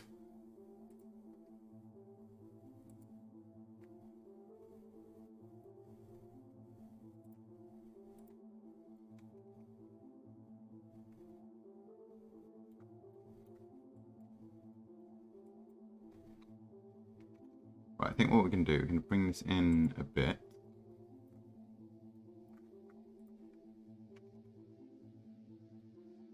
Oh, no, don't want to do that. Can we bring this forward?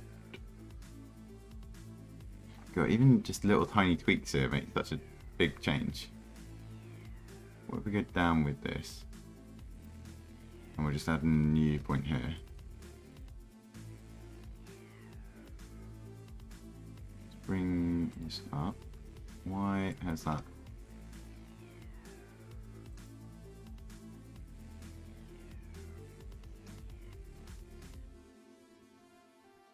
it's really to do with the radius of this extra weight.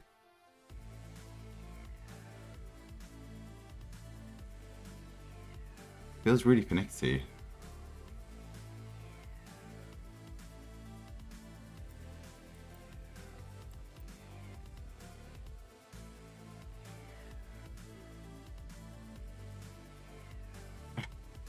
That's not what I wanted to do. Is it the Y?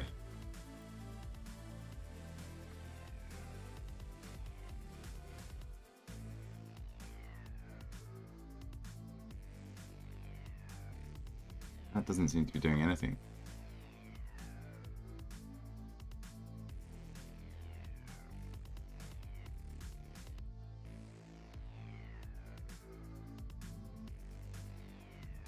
Okay, so that's quite clearly doing Y direction there. And this will be forward and back stretching, right? Yeah. It feels like you just need to find exactly the right balance between these extensions so that it matches up, that it knows, that it can figure out how to draw the skin, which is a bit weird for me. I think just having more points to control might be the best option. Why does it break like that?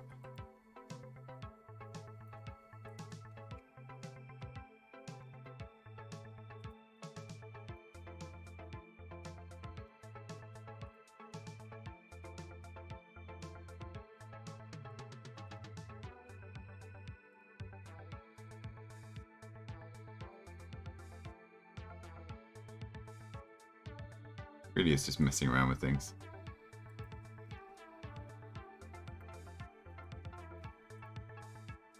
Right, I think the legs need a few more joints, don't they?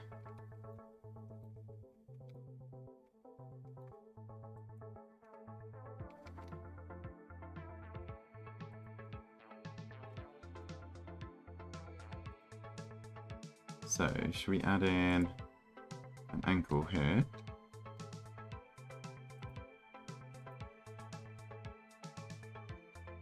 G, Y, move that forward. And then move this up. Move the knee down a bit.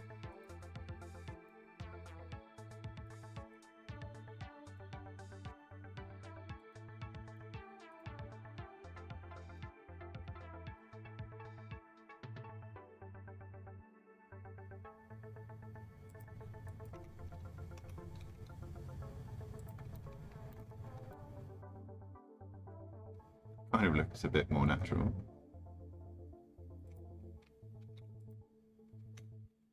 I think what I'm figuring out here though is I prefer the method that we used yesterday. Because it's more a case of making the right shapes for what you want rather than just drawing out a skeleton and adding mass.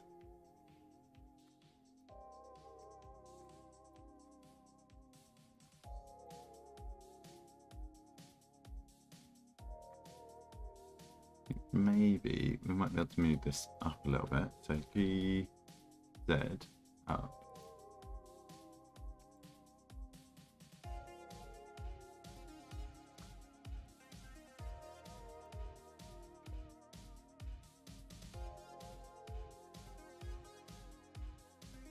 And then let's add another joint here.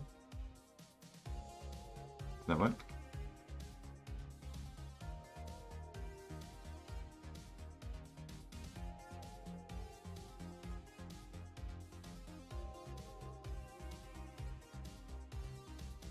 Don't really want to come out that much. Oh, we put it on the wrong axis. Y0.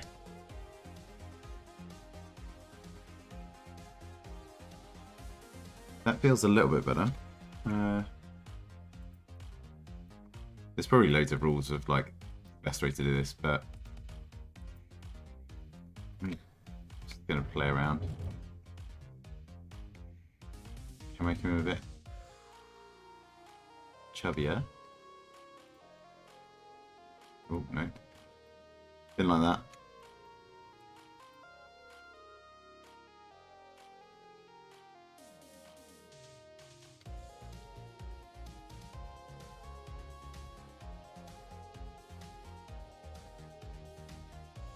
And then if we go here, we bring this down a little bit. That might make all the difference.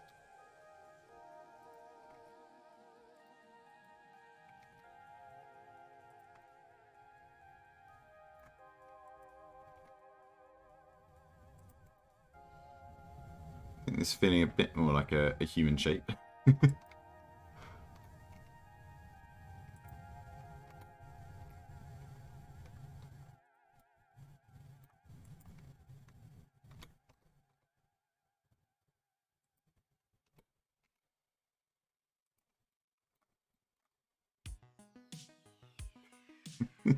Not sure about that. I think that knee's too low, isn't it?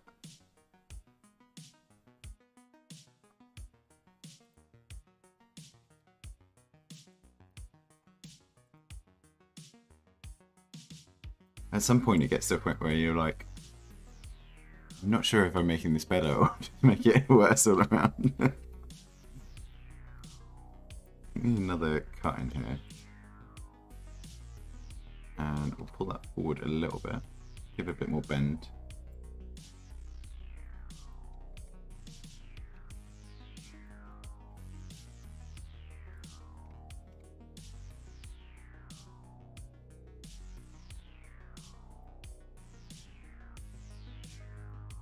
Right, now the proportions look a little bit weird here, don't they?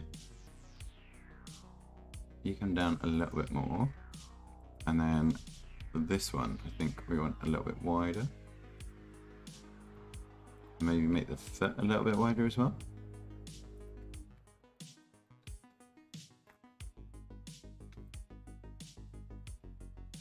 Right, I think the chest still feels weird to me.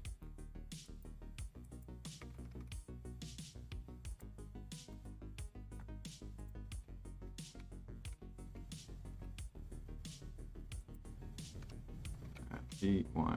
Let's bring this back a little bit.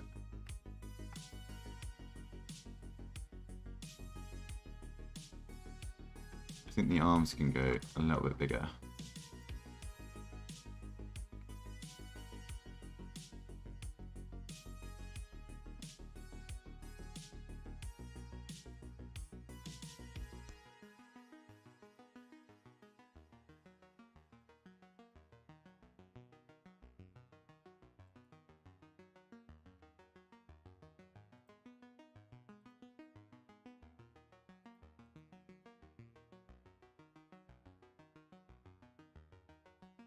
I think it's starting to feel a little bit more like a proper shape.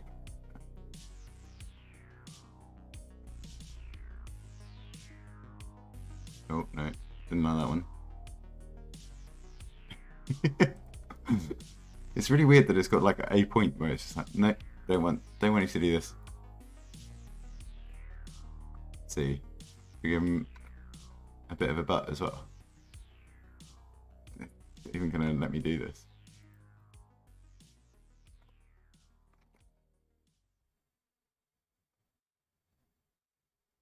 No.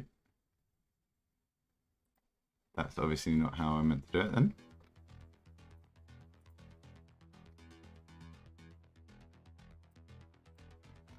Why is it getting all messed up here?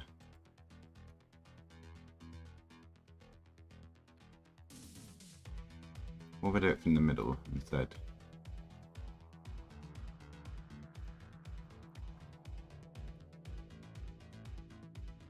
This is so bad.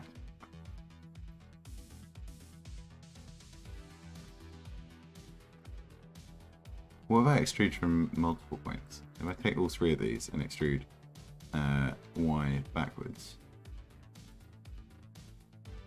Why does it get so confused at that?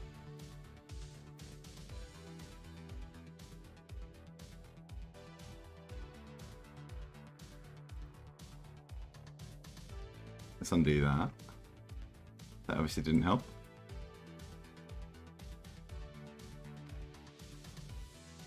Yeah.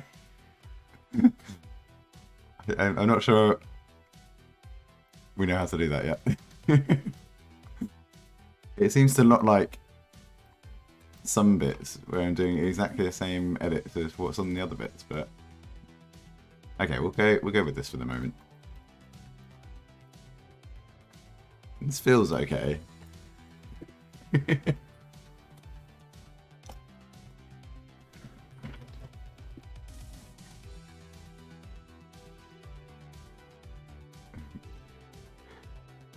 Right. Down a little smaller, and the middle one I'll scale up.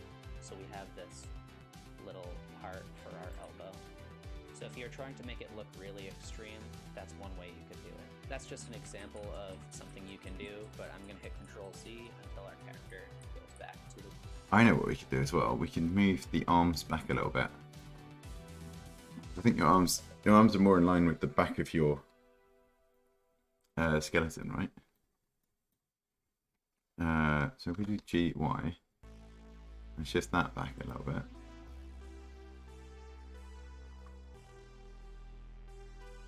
That might be a little bit better. Is it the same with the hips? Does that look better if we go... Oh no, it doesn't like that, does it?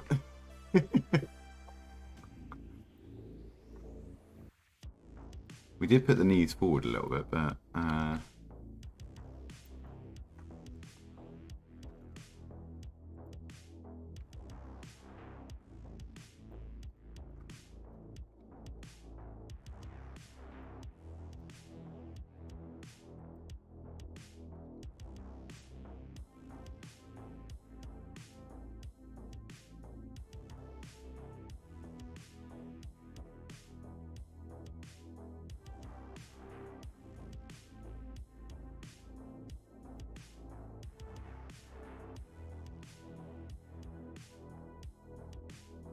we made more of it.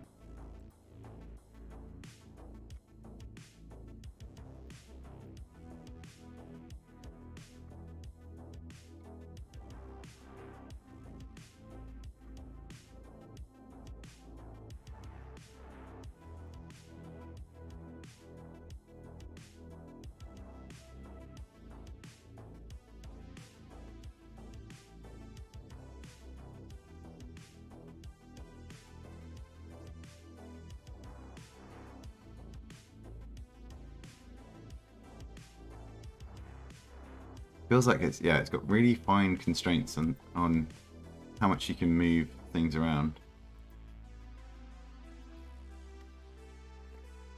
X, no, Y.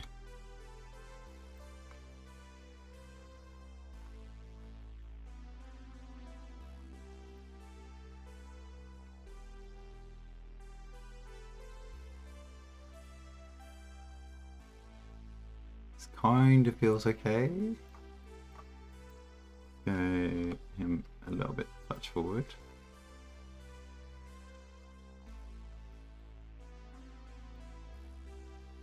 And then we scaled this up a bit more. And then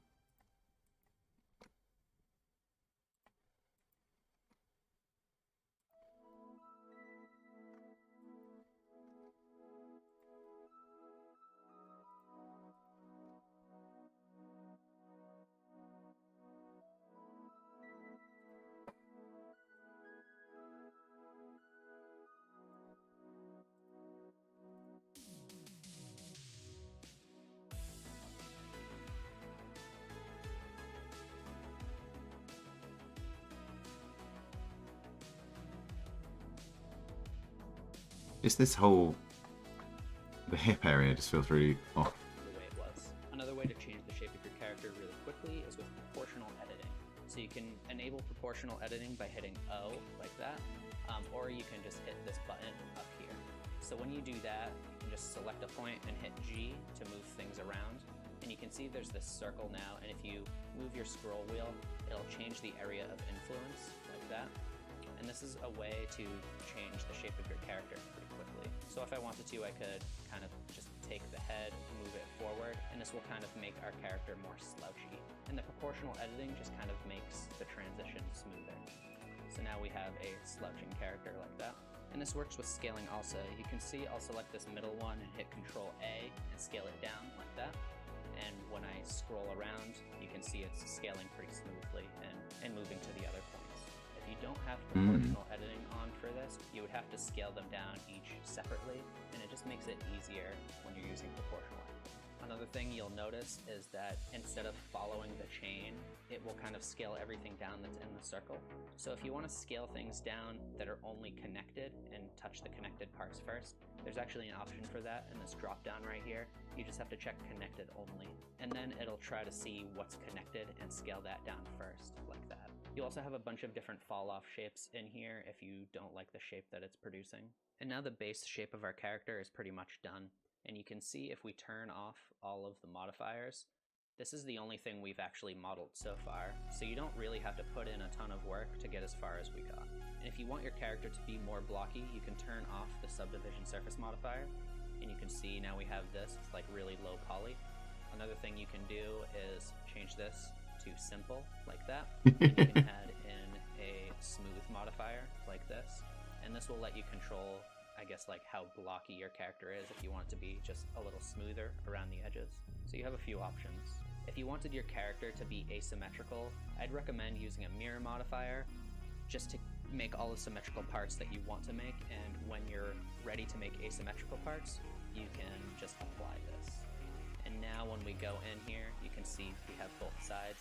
So if you wanted to have like one arm that's longer than the other or something, now you can have one giant arm or something like that.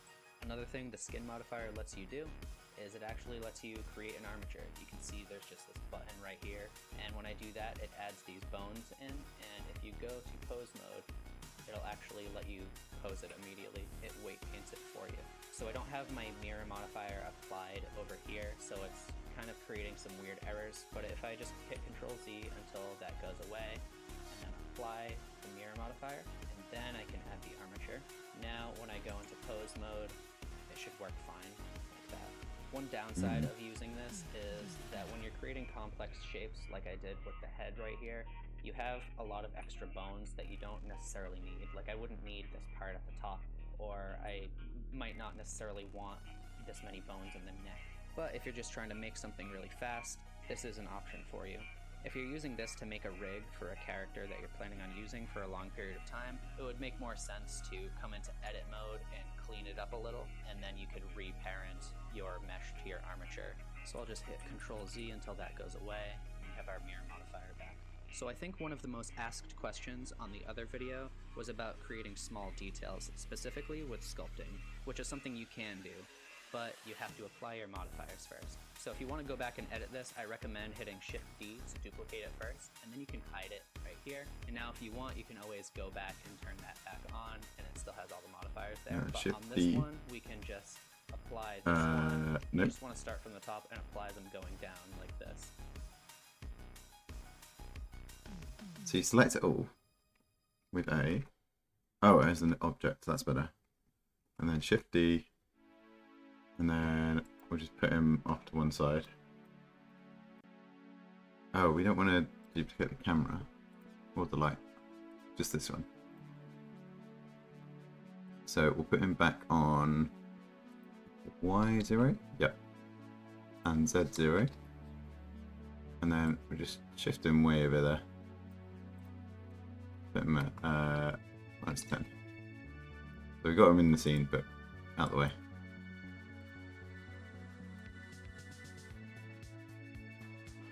Right, and then with this guy, get back into edit mode, and then we're applying. And now that everything is applied, you can the modifiers in the correct order. This modifier is not allowed from edit mode. Okay, we go back into object mode, apply, apply, and apply. And now we've got this guy, but this guy still should have the modifiers. No. Why not? Undo this. Undo, undo, undo.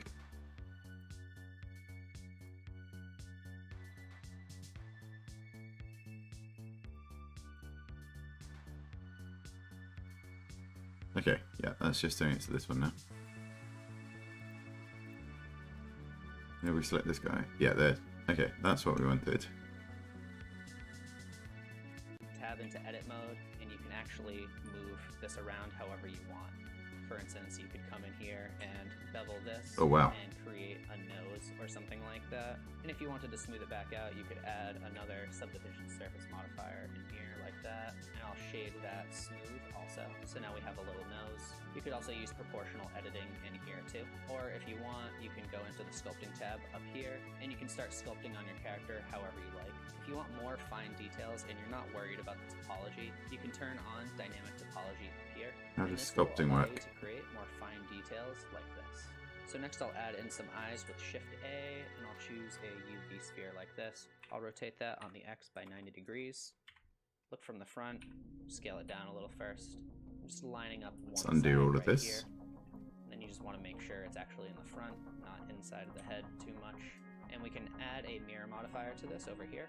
And for the mirror object, we can select our body right here. And that will make it so that there's actually one on the other side.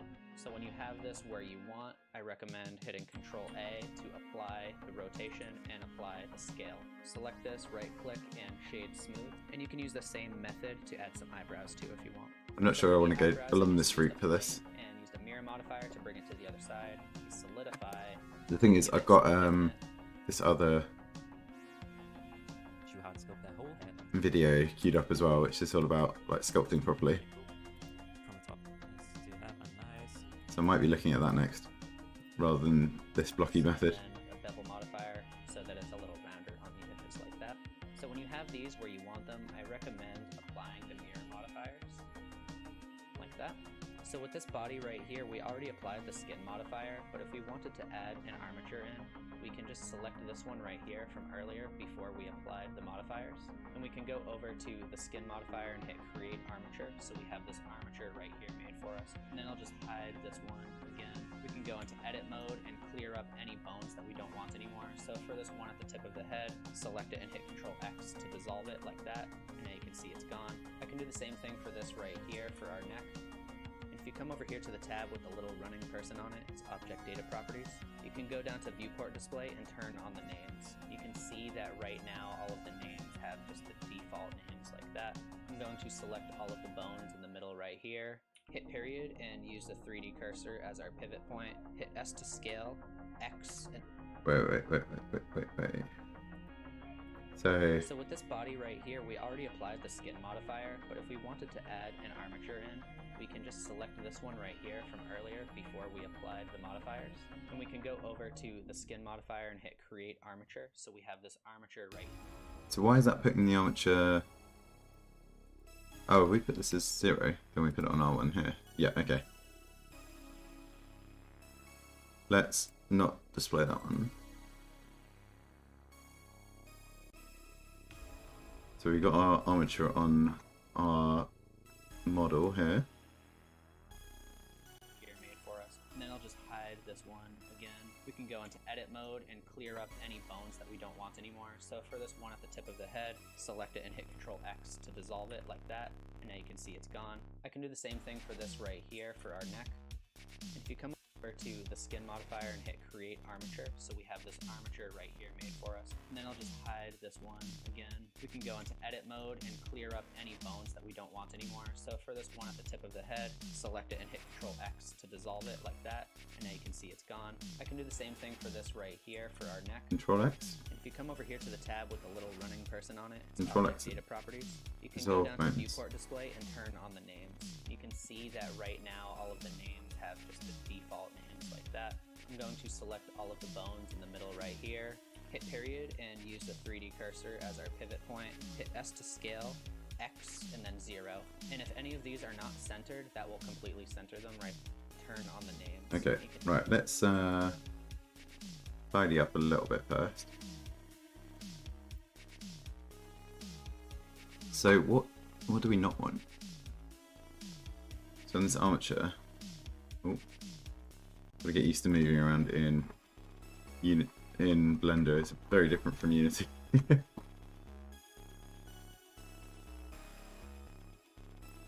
So I'm guessing we just want the Go joints. into edit mode and clear up any bones that we don't this one at the tip of the head, select it and hit Control X to dissolve it like that, and now you can see it's gone. I can do the same thing for this right here for our neck. If you come over here to the tab with the little running person on it, it's Object Data Properties.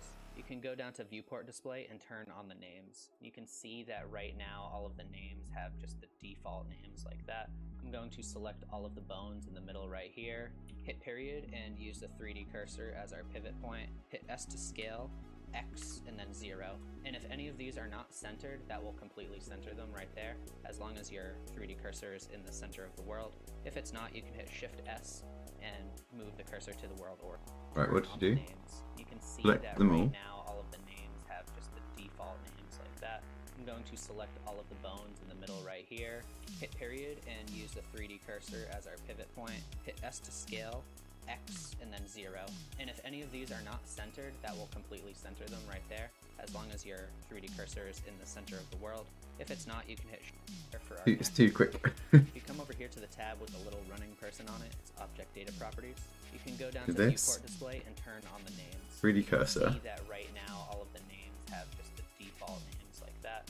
I'm going to select all of the bones in the middle right here, hit period, and use the 3D cursor as our pivot point. Hit S to scale, X, S. and then 0. And if any of these are not X. centered, that will completely 0. center them right there, as long as your 3D cursor is in the center of the world. If it's not, you can hit Shift S and move the cursor to the world origin like that. Now we can hit A We've got that there. and right click and choose names and auto name left or right. And that will give everything on this side a .r at the end. And when we have that, we can right click it again and symmetrize, and it'll flip all of those bones to the other side. So you can see now that this bone is bone.04.r, and this one is also bone.04, except it ends with dot. Naming it like this allows you to do certain things that I'll explain a little later, but for now I'm just going to turn the names off just to get rid of the clutter, and back in object mode up here, I'm just going to select our body, then shift select our armature and hit Control P and parent with automatic weights. Now you can Right, what we're going to do is we're going to duplicate this again. Let's go into object mode. Let's not show the names for a second. We select this, Control D, 50, 50. X, 0, Y, Y, 0. Wait. We got 2 armatures. We do have 2 armatures. Put this at 0, 0, and 0. And then we take this one and this one.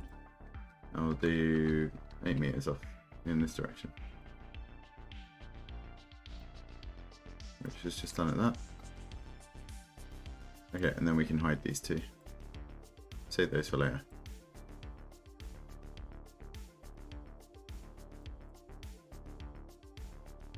Okay, and then we'll continue on with what we're doing on this one. The names here.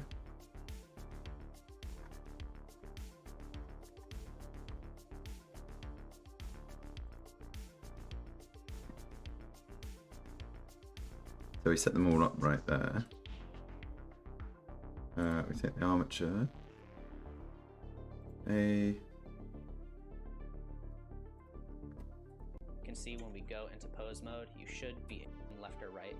And I'm going to select all of the bones in the middle right here, hit period, and use the 3D cursor as our pivot point. Hit S to scale, X, and then 0. And if any of these are not centered, that will completely center them right there, as long as your 3D cursor is in the center of the world. If it's not, you can hit Shift S and move the cursor to the world origin like that. Now we can hit A and right click and choose names and auto name left or right. And that will give everything on this side a .r at the end. And when we have that, we can right click it again and symmetrize, and it'll flip all of those bones to the other side. So you can see now that this bone is bone.04.r. This one is also bone.04, except it ends with dot. Naming it like this allows you to do certain things that I'll explain a little later. But for now, I'm just going to turn the names off just to get rid of the clutter. And back in object mode up here, I'm just going to select our body, then shift select our armature and hit Control P and parent with automatic weights. Now you can Control see when P. we go into pose mode, you should be able to move your character around just like you did With before. automatic But you can weights. see when we move our head that our eyes and our eyebrows aren't attached. So an easy way to parent those is go back into object mode, select your eyes, shift select your eyebrows, and then shift select your armature, and go back into pose mode. And with just your head selected, you can hit Control P and parent to bone. So it's going to take your eyes and your eyebrows and make it so that it's parented directly to the bone. So now when you move your head, they should follow just fine. Quick tip for posing fingers is you just select all of them and then hit period to change your pivot point to individual origins.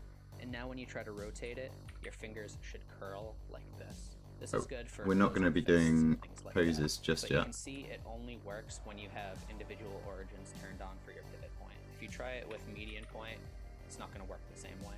And naming our bones the way we did will allow us to mirror poses. So I'll just move one arm like this, and if I hit Control C and then Control Shift V, that'll mirror the pose to the other side. And that only works because of the way we named it with the .R and the .L.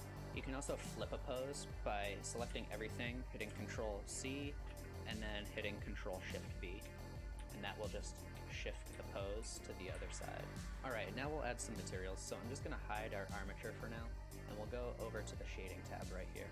So you can just select your body right here and add a new material. And in here, the only thing we're going to do is add in an image.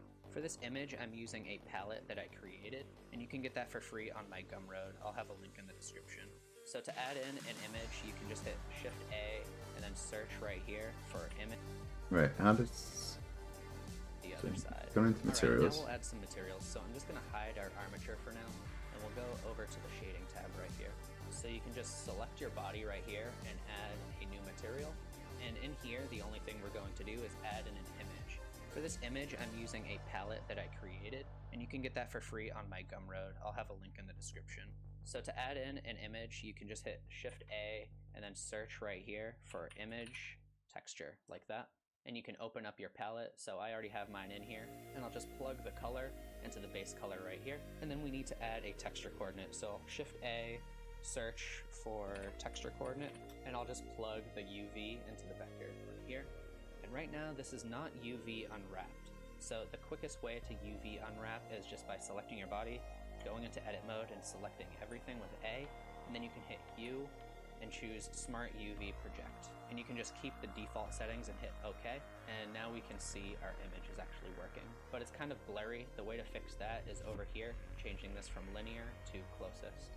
And now it has a hard edge like that. We can select our eyes and our eyebrows and add the material to that too. Mine is still just named default material. And this is all the setup we have to do in the shader area. So I'm just going to change this to the UV editor, and make sure you choose your palette up here. And you can see when I select everything and go into edit mode, we can actually see our mesh over here. So you can just select everything over here with A, hit S to scale, and then 0, and it'll scale that down to a single point like this, and then you can move that around with G to change the color to whatever you want. So I'm just going to put this up over here to green, because our character is going to be green. I think I'm just You going to can watch this pretty much first, just and then select parts of your mesh like we'll go this, through step by and step. over here, hit G to move it around and change the color. So I'll just box select like this, and we can create a shirt. You might have to clean up some of the edges over here, just to make sure that they're actually connected. And just like before, you can just come over here and hit G to change this to whatever color you want. So let's just change this to a slightly darker color. That maybe. I'll just box select right here for the pants. You can see now we have 2 dots over here, so we can just select the one that's skin color and move that somewhere else, like this. And I'll just select some loops on the feet with Shift, Alt, and left click, like that. And then just keep pressing Control plus to expand the selection, and that's not symmetrical, so I'll move that down to wherever I want the shoes to be, and I'll change the color maybe to black. I have black shoes.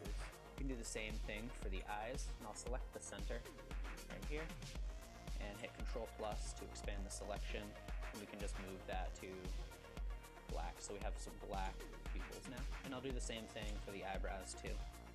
Alright, that's it for this one. My next videos will also be about character modeling, so subscribe if you don't want to miss those. I'll be posting this video's project file on my Patreon, along with all the characters I'm modeling in future videos. A huge thanks to my supporters over there. Thanks for watching. Have a good one. So you can just select your Right. body right here. So let's and have another add look at a this. New material, and To add. Has he got this add material?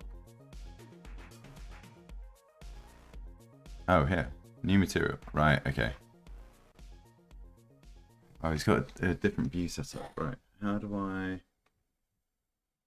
Can I rearrange these windows?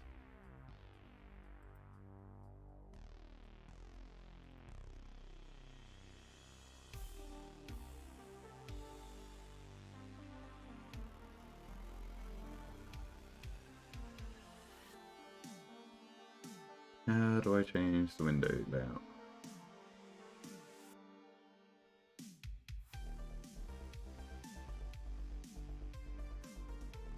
Maybe I don't need to worry about it.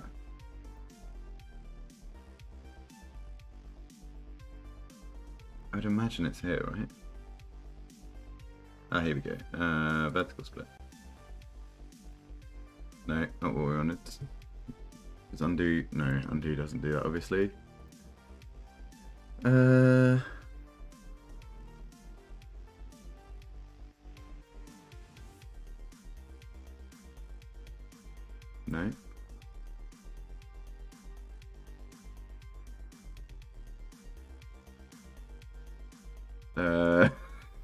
What's going on here?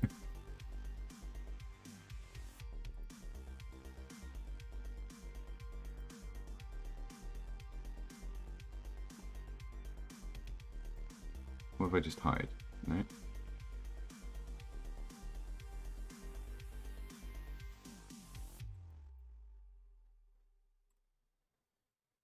Okay.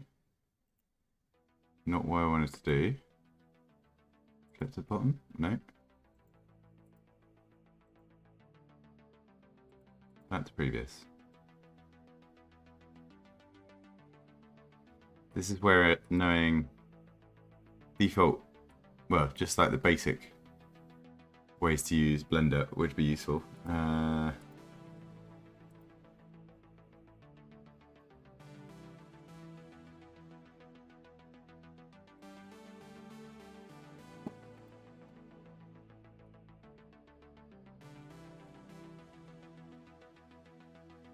What happens if I just move this? That doesn't seem to be working. Unlink data block. Add new material. No. That node.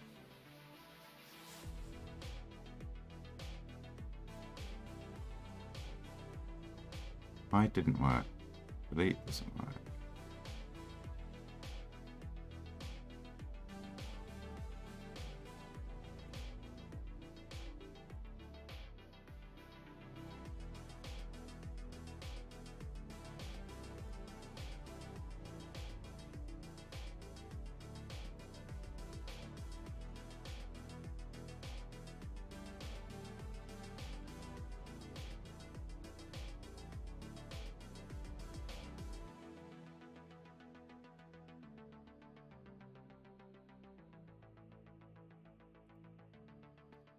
Right, I think we're gonna have to look up Blender, how to move windows.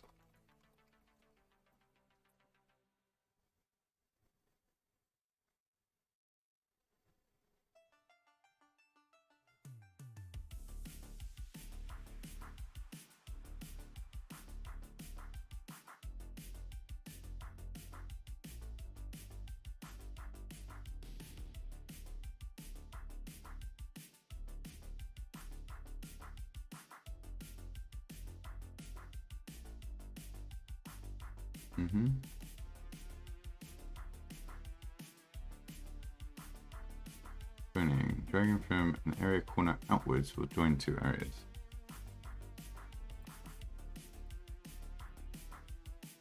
Nope. Nope.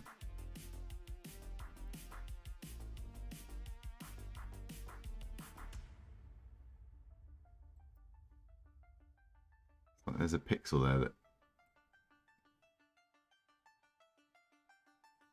Nope.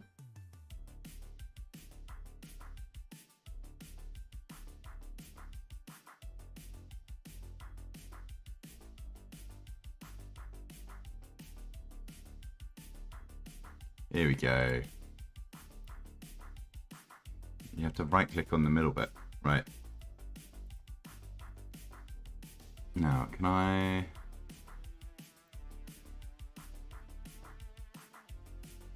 Can I do horizontal split? No, that's not what I want to do.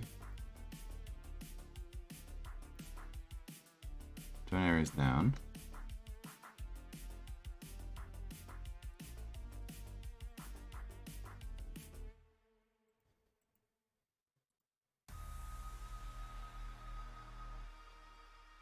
Okay, we're just going to stick with this for the moment.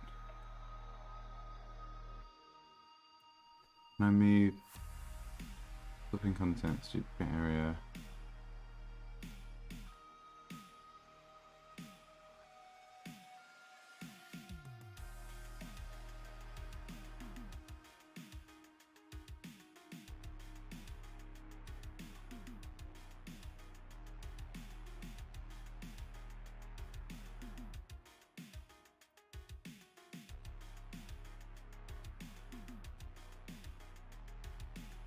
No, that just moves that header, doesn't it?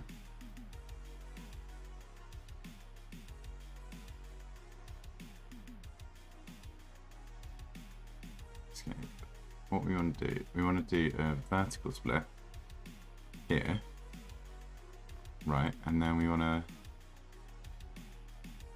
right click here, swap areas, nice, and then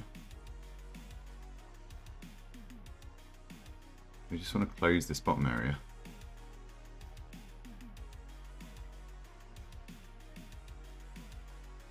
How do we close an area?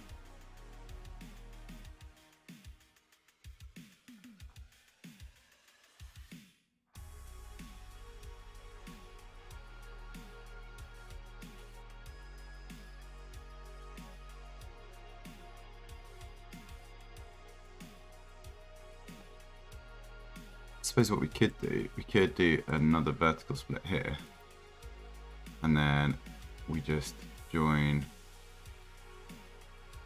areas. No, I want to join the other way, that way. Yeah. God, this is feels very clumsy doing this way, but finally, this way.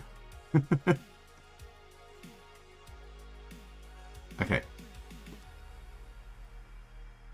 Now, should we download his Gumroad? You said this In was here, free. the only thing we're going to do is add in an image. For this image, I'm using a palette that I created, and you can get that for free on my Gumroad. I'll have a link in the description. Right, let's have a quick look here. Gumroad palette.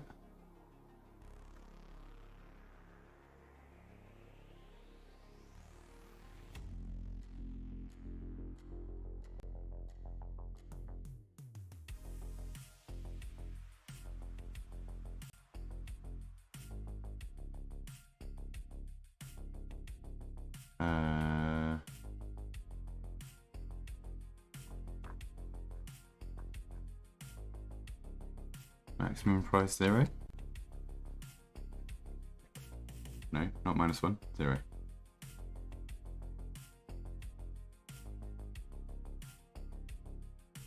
This one.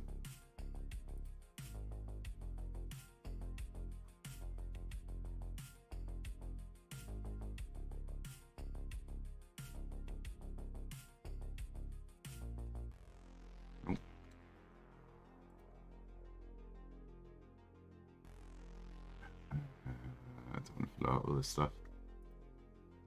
Let's just search for a 256 color palette.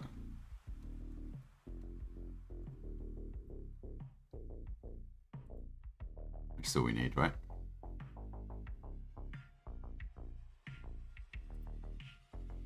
Yeah, that's fine.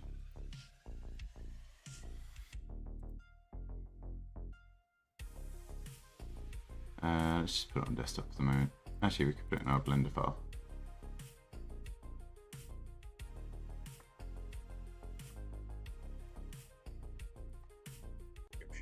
So to add in an image, you can just hit Shift A and then search right here for Shift image, texture, search, like that.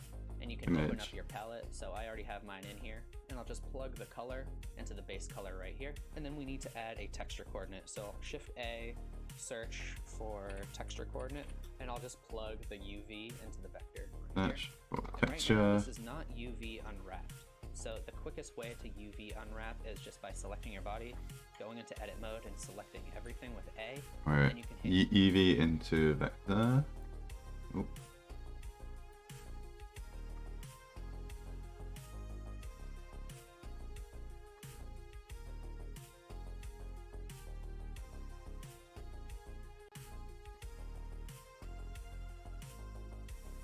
Let's hide the armature. I don't think we need those showing either. We just want this thing. Right. This is not UV unwrapped.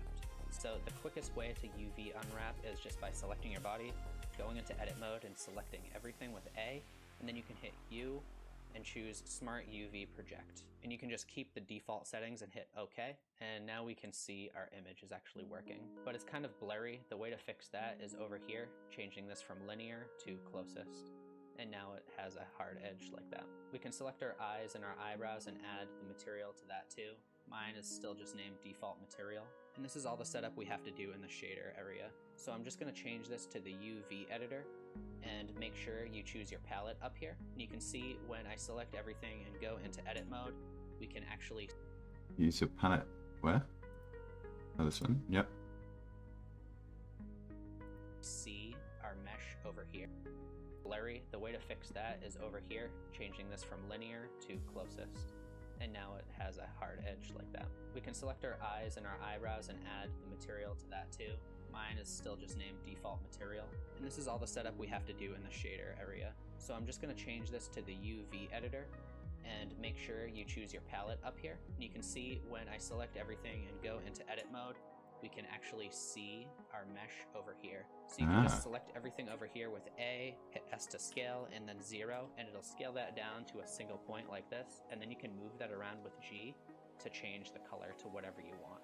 So I'm just going to put this up over here to green, because our character is going to be green, and now you can pretty much just select parts of your mesh like this, and over here hit G to move it around and change the color. So I'll just box select like this, and we can Just go create a like shirt. You might here. have to clean up some of the edges over here just to make sure that they're actually connected.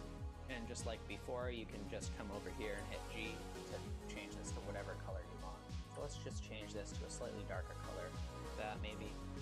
I'll just box select right here. I wonder if you can just do.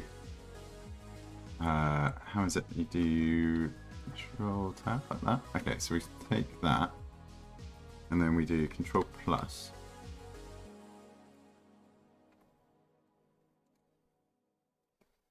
Like that, maybe? That feels about right. And then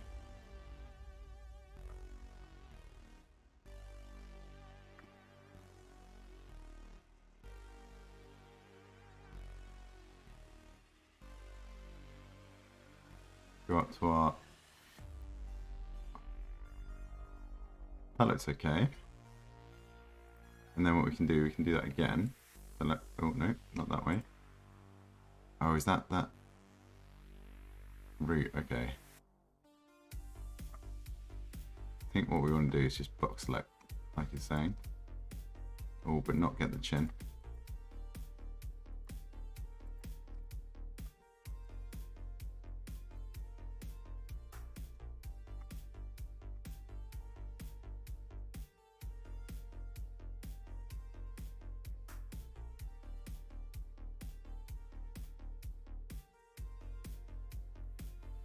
These ones.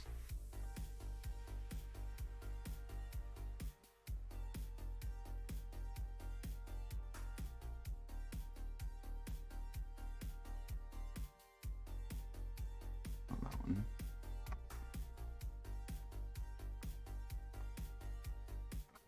Right, and oh no.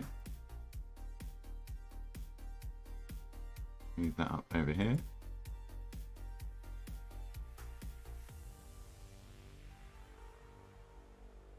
Okay, and then a bit further on the arms as well.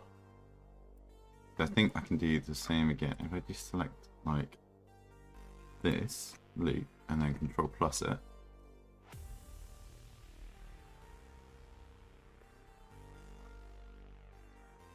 Can I go a bit further? That's okay.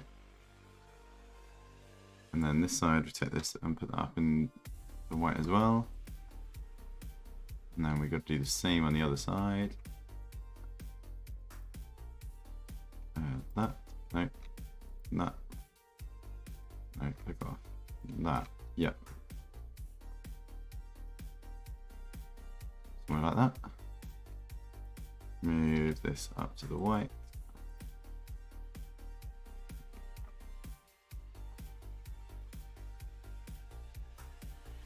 Okay, and then we take, what's going to be the easiest way to do this?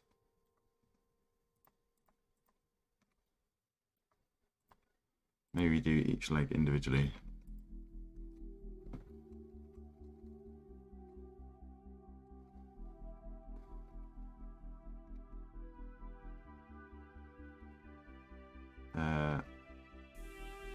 We want a blue, maybe?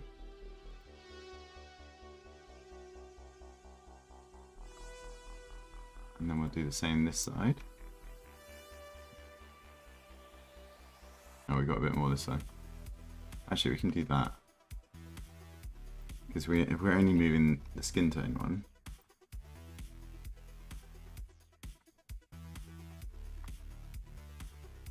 And then we've got to do a couple more this side. 1, 2, 3. Is that even? No, one more.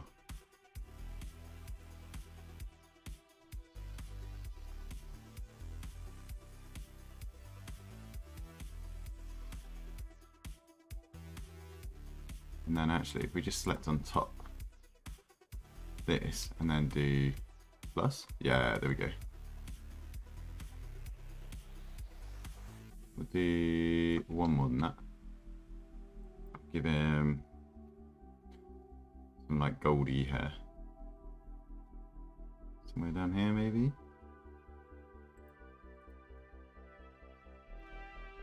Just very basic, but kind of works.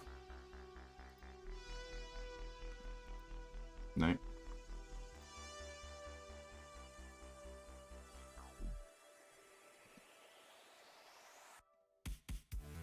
Which one's that? We've got like 1, 2, 3. Right, I can line it like this, right? Those are the same two, right? I think so. No.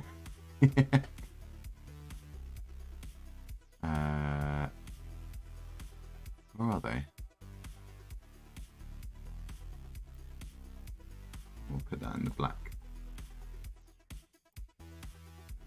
Okay.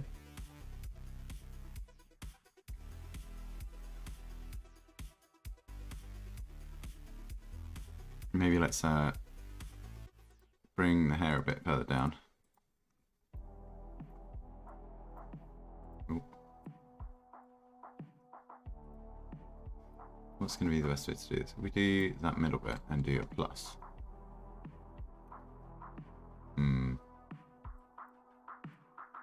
Let's do that and do a plus there. Oh, not what I wanted to do.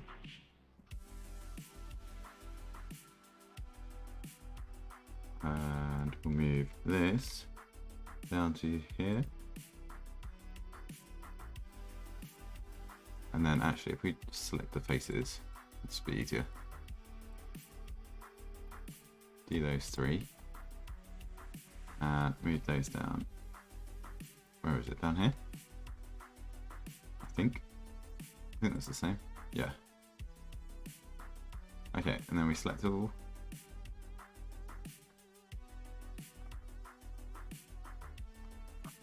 I mean, we could make this look horrific and just give like square eyes. Like just these two. Let's do that.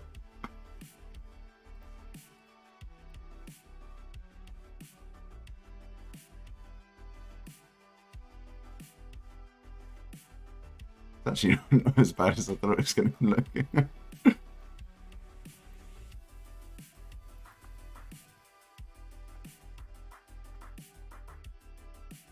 Okay.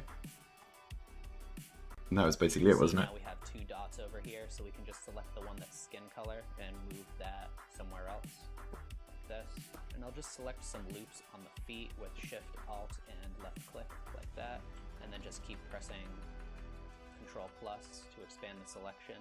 And that's not symmetrical, so I'll move that down to wherever I want the shoes to be, and I'll change the color maybe to black. I have black shoes.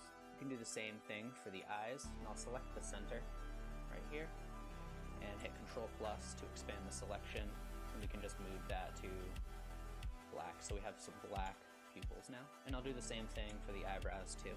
Right, and then Alright, that's it for this one. My next videos will also be about character modeling, so subscribe if you don't want to miss those. can we Posted smooth this it video's again? project file on my Patreon, along with all the characters I'm modeling in future videos. Please smooth. Huge thanks to my supporters over there. Thanks for watching. Have a good one. Right, and then file, export. This. Selected objects only, right?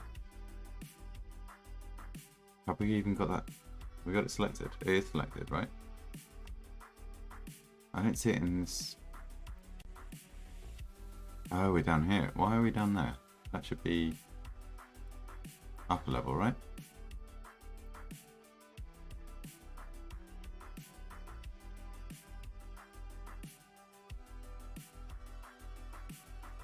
Oh, it doesn't matter. Right, so we select this object. We do file, export, FBX. Selected objects only. Let's just call this 2. We're only doing this as a tutorial, so there's no real need to make it completely right. And then Mixamo, back over here, upload character, select character, number 2, open.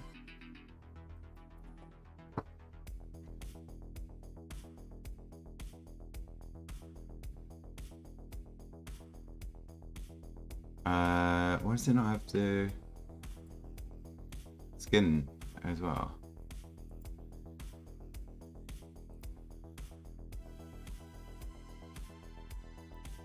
Did we not export it correctly?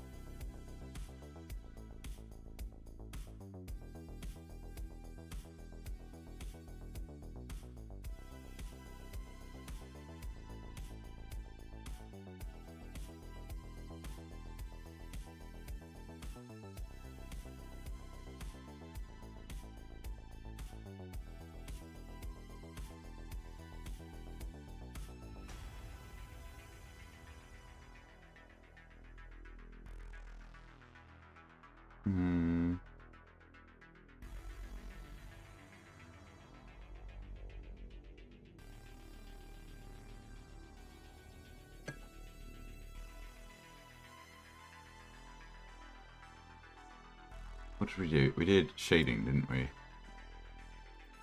So, export Blender. I think FBX with shading.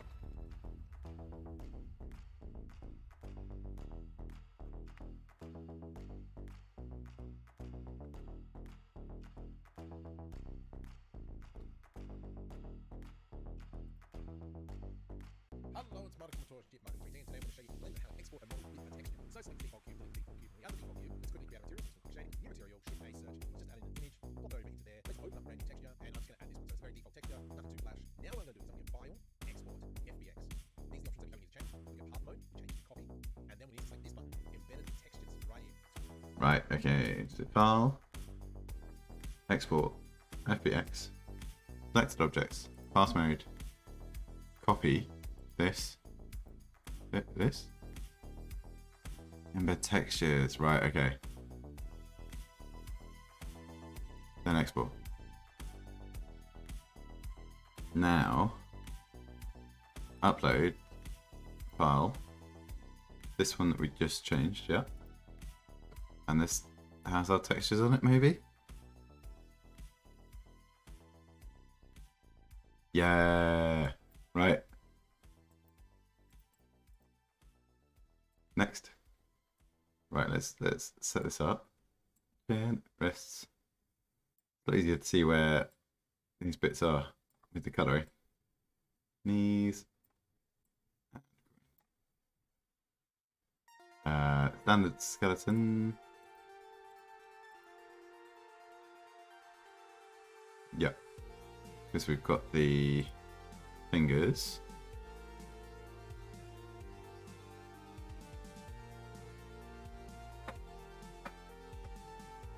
Right, and then I think we want to bring this into our game, and then we'll probably wrap up there.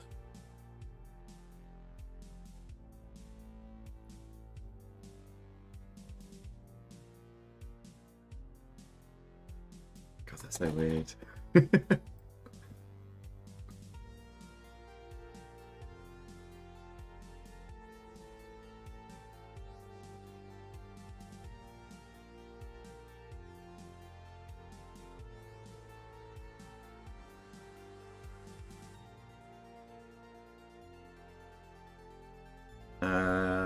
Let's see, is there a cheer animation?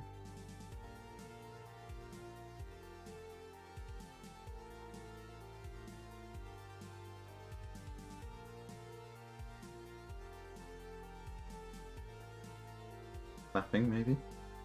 No.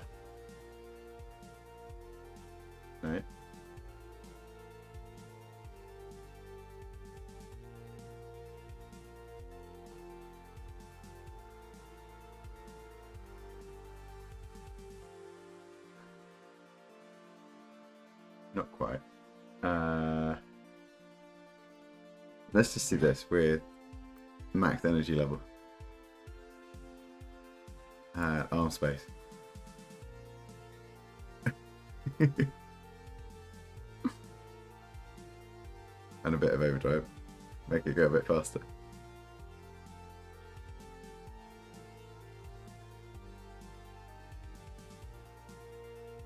Right, let's get some nice round numbers. 75. Right, then we download with skin this, download. And then I think what we're going to do, we're going to close this and save it. Downloading this asset, yeah, cheering. And then we're going to open up our Unity.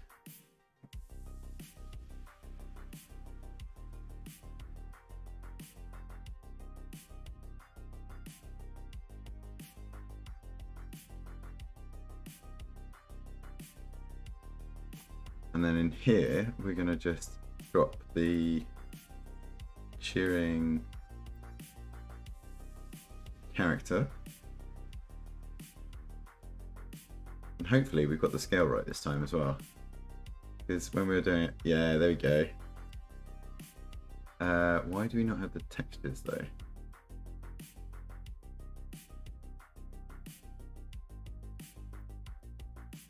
Right, so we've got our, let's edit this. We don't want that anymore.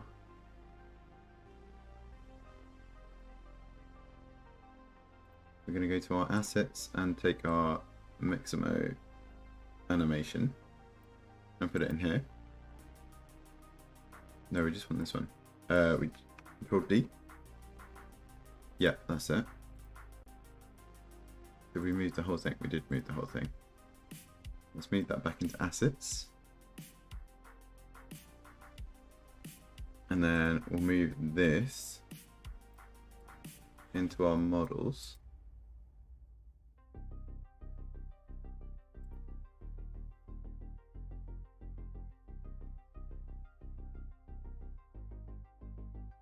Why does it not have the material?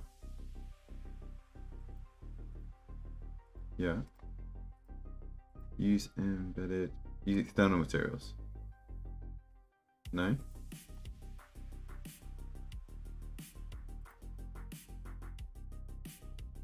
apply.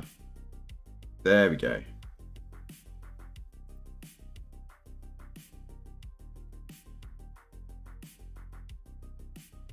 Right, and then if we position, so we've got our cheering person here. We add our animator, which is going to use our dance controller.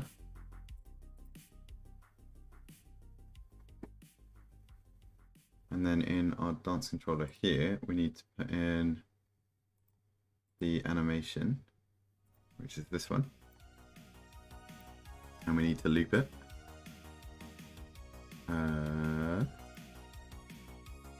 Do we click on this? No.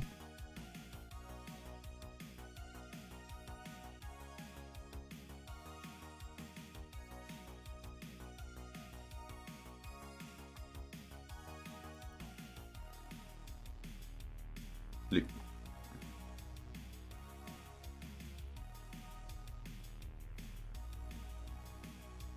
And if we put our, no, not that one.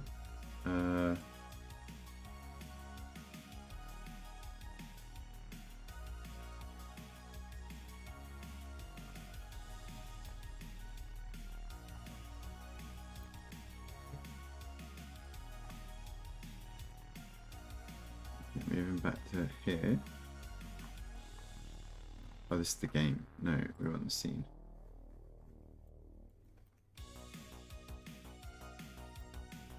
And then we'll rotate him around.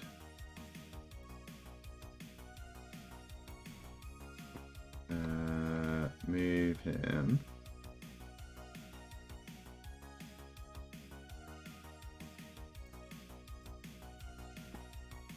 And then can we duplicate him?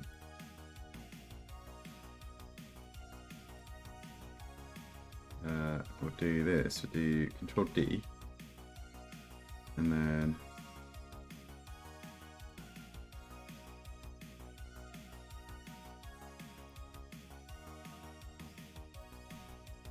we'll take all three of these. 1, 2, 3. Control D. Move our camera around. I'm going to shift them on this side and rotate them around.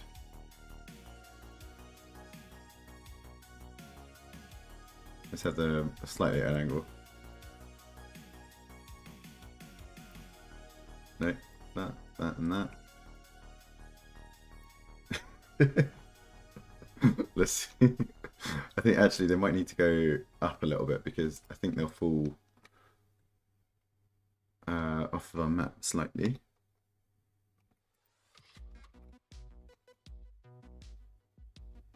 So they don't spawn on the tile.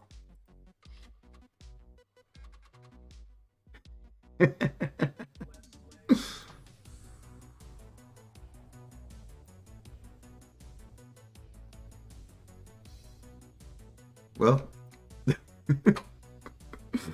it's kind of worked. We have one of our own character models in the game now. Obviously they don't have collisions or anything like that, but how come they're still on the screen? Why aren't the tiles being destroyed? That's the other thing. I think I messed up how the tile destroying works, that's why. But anyway, yeah, that's kind of where we wanted to get to. Oh, they haven't got gravity on them, so they're just floating.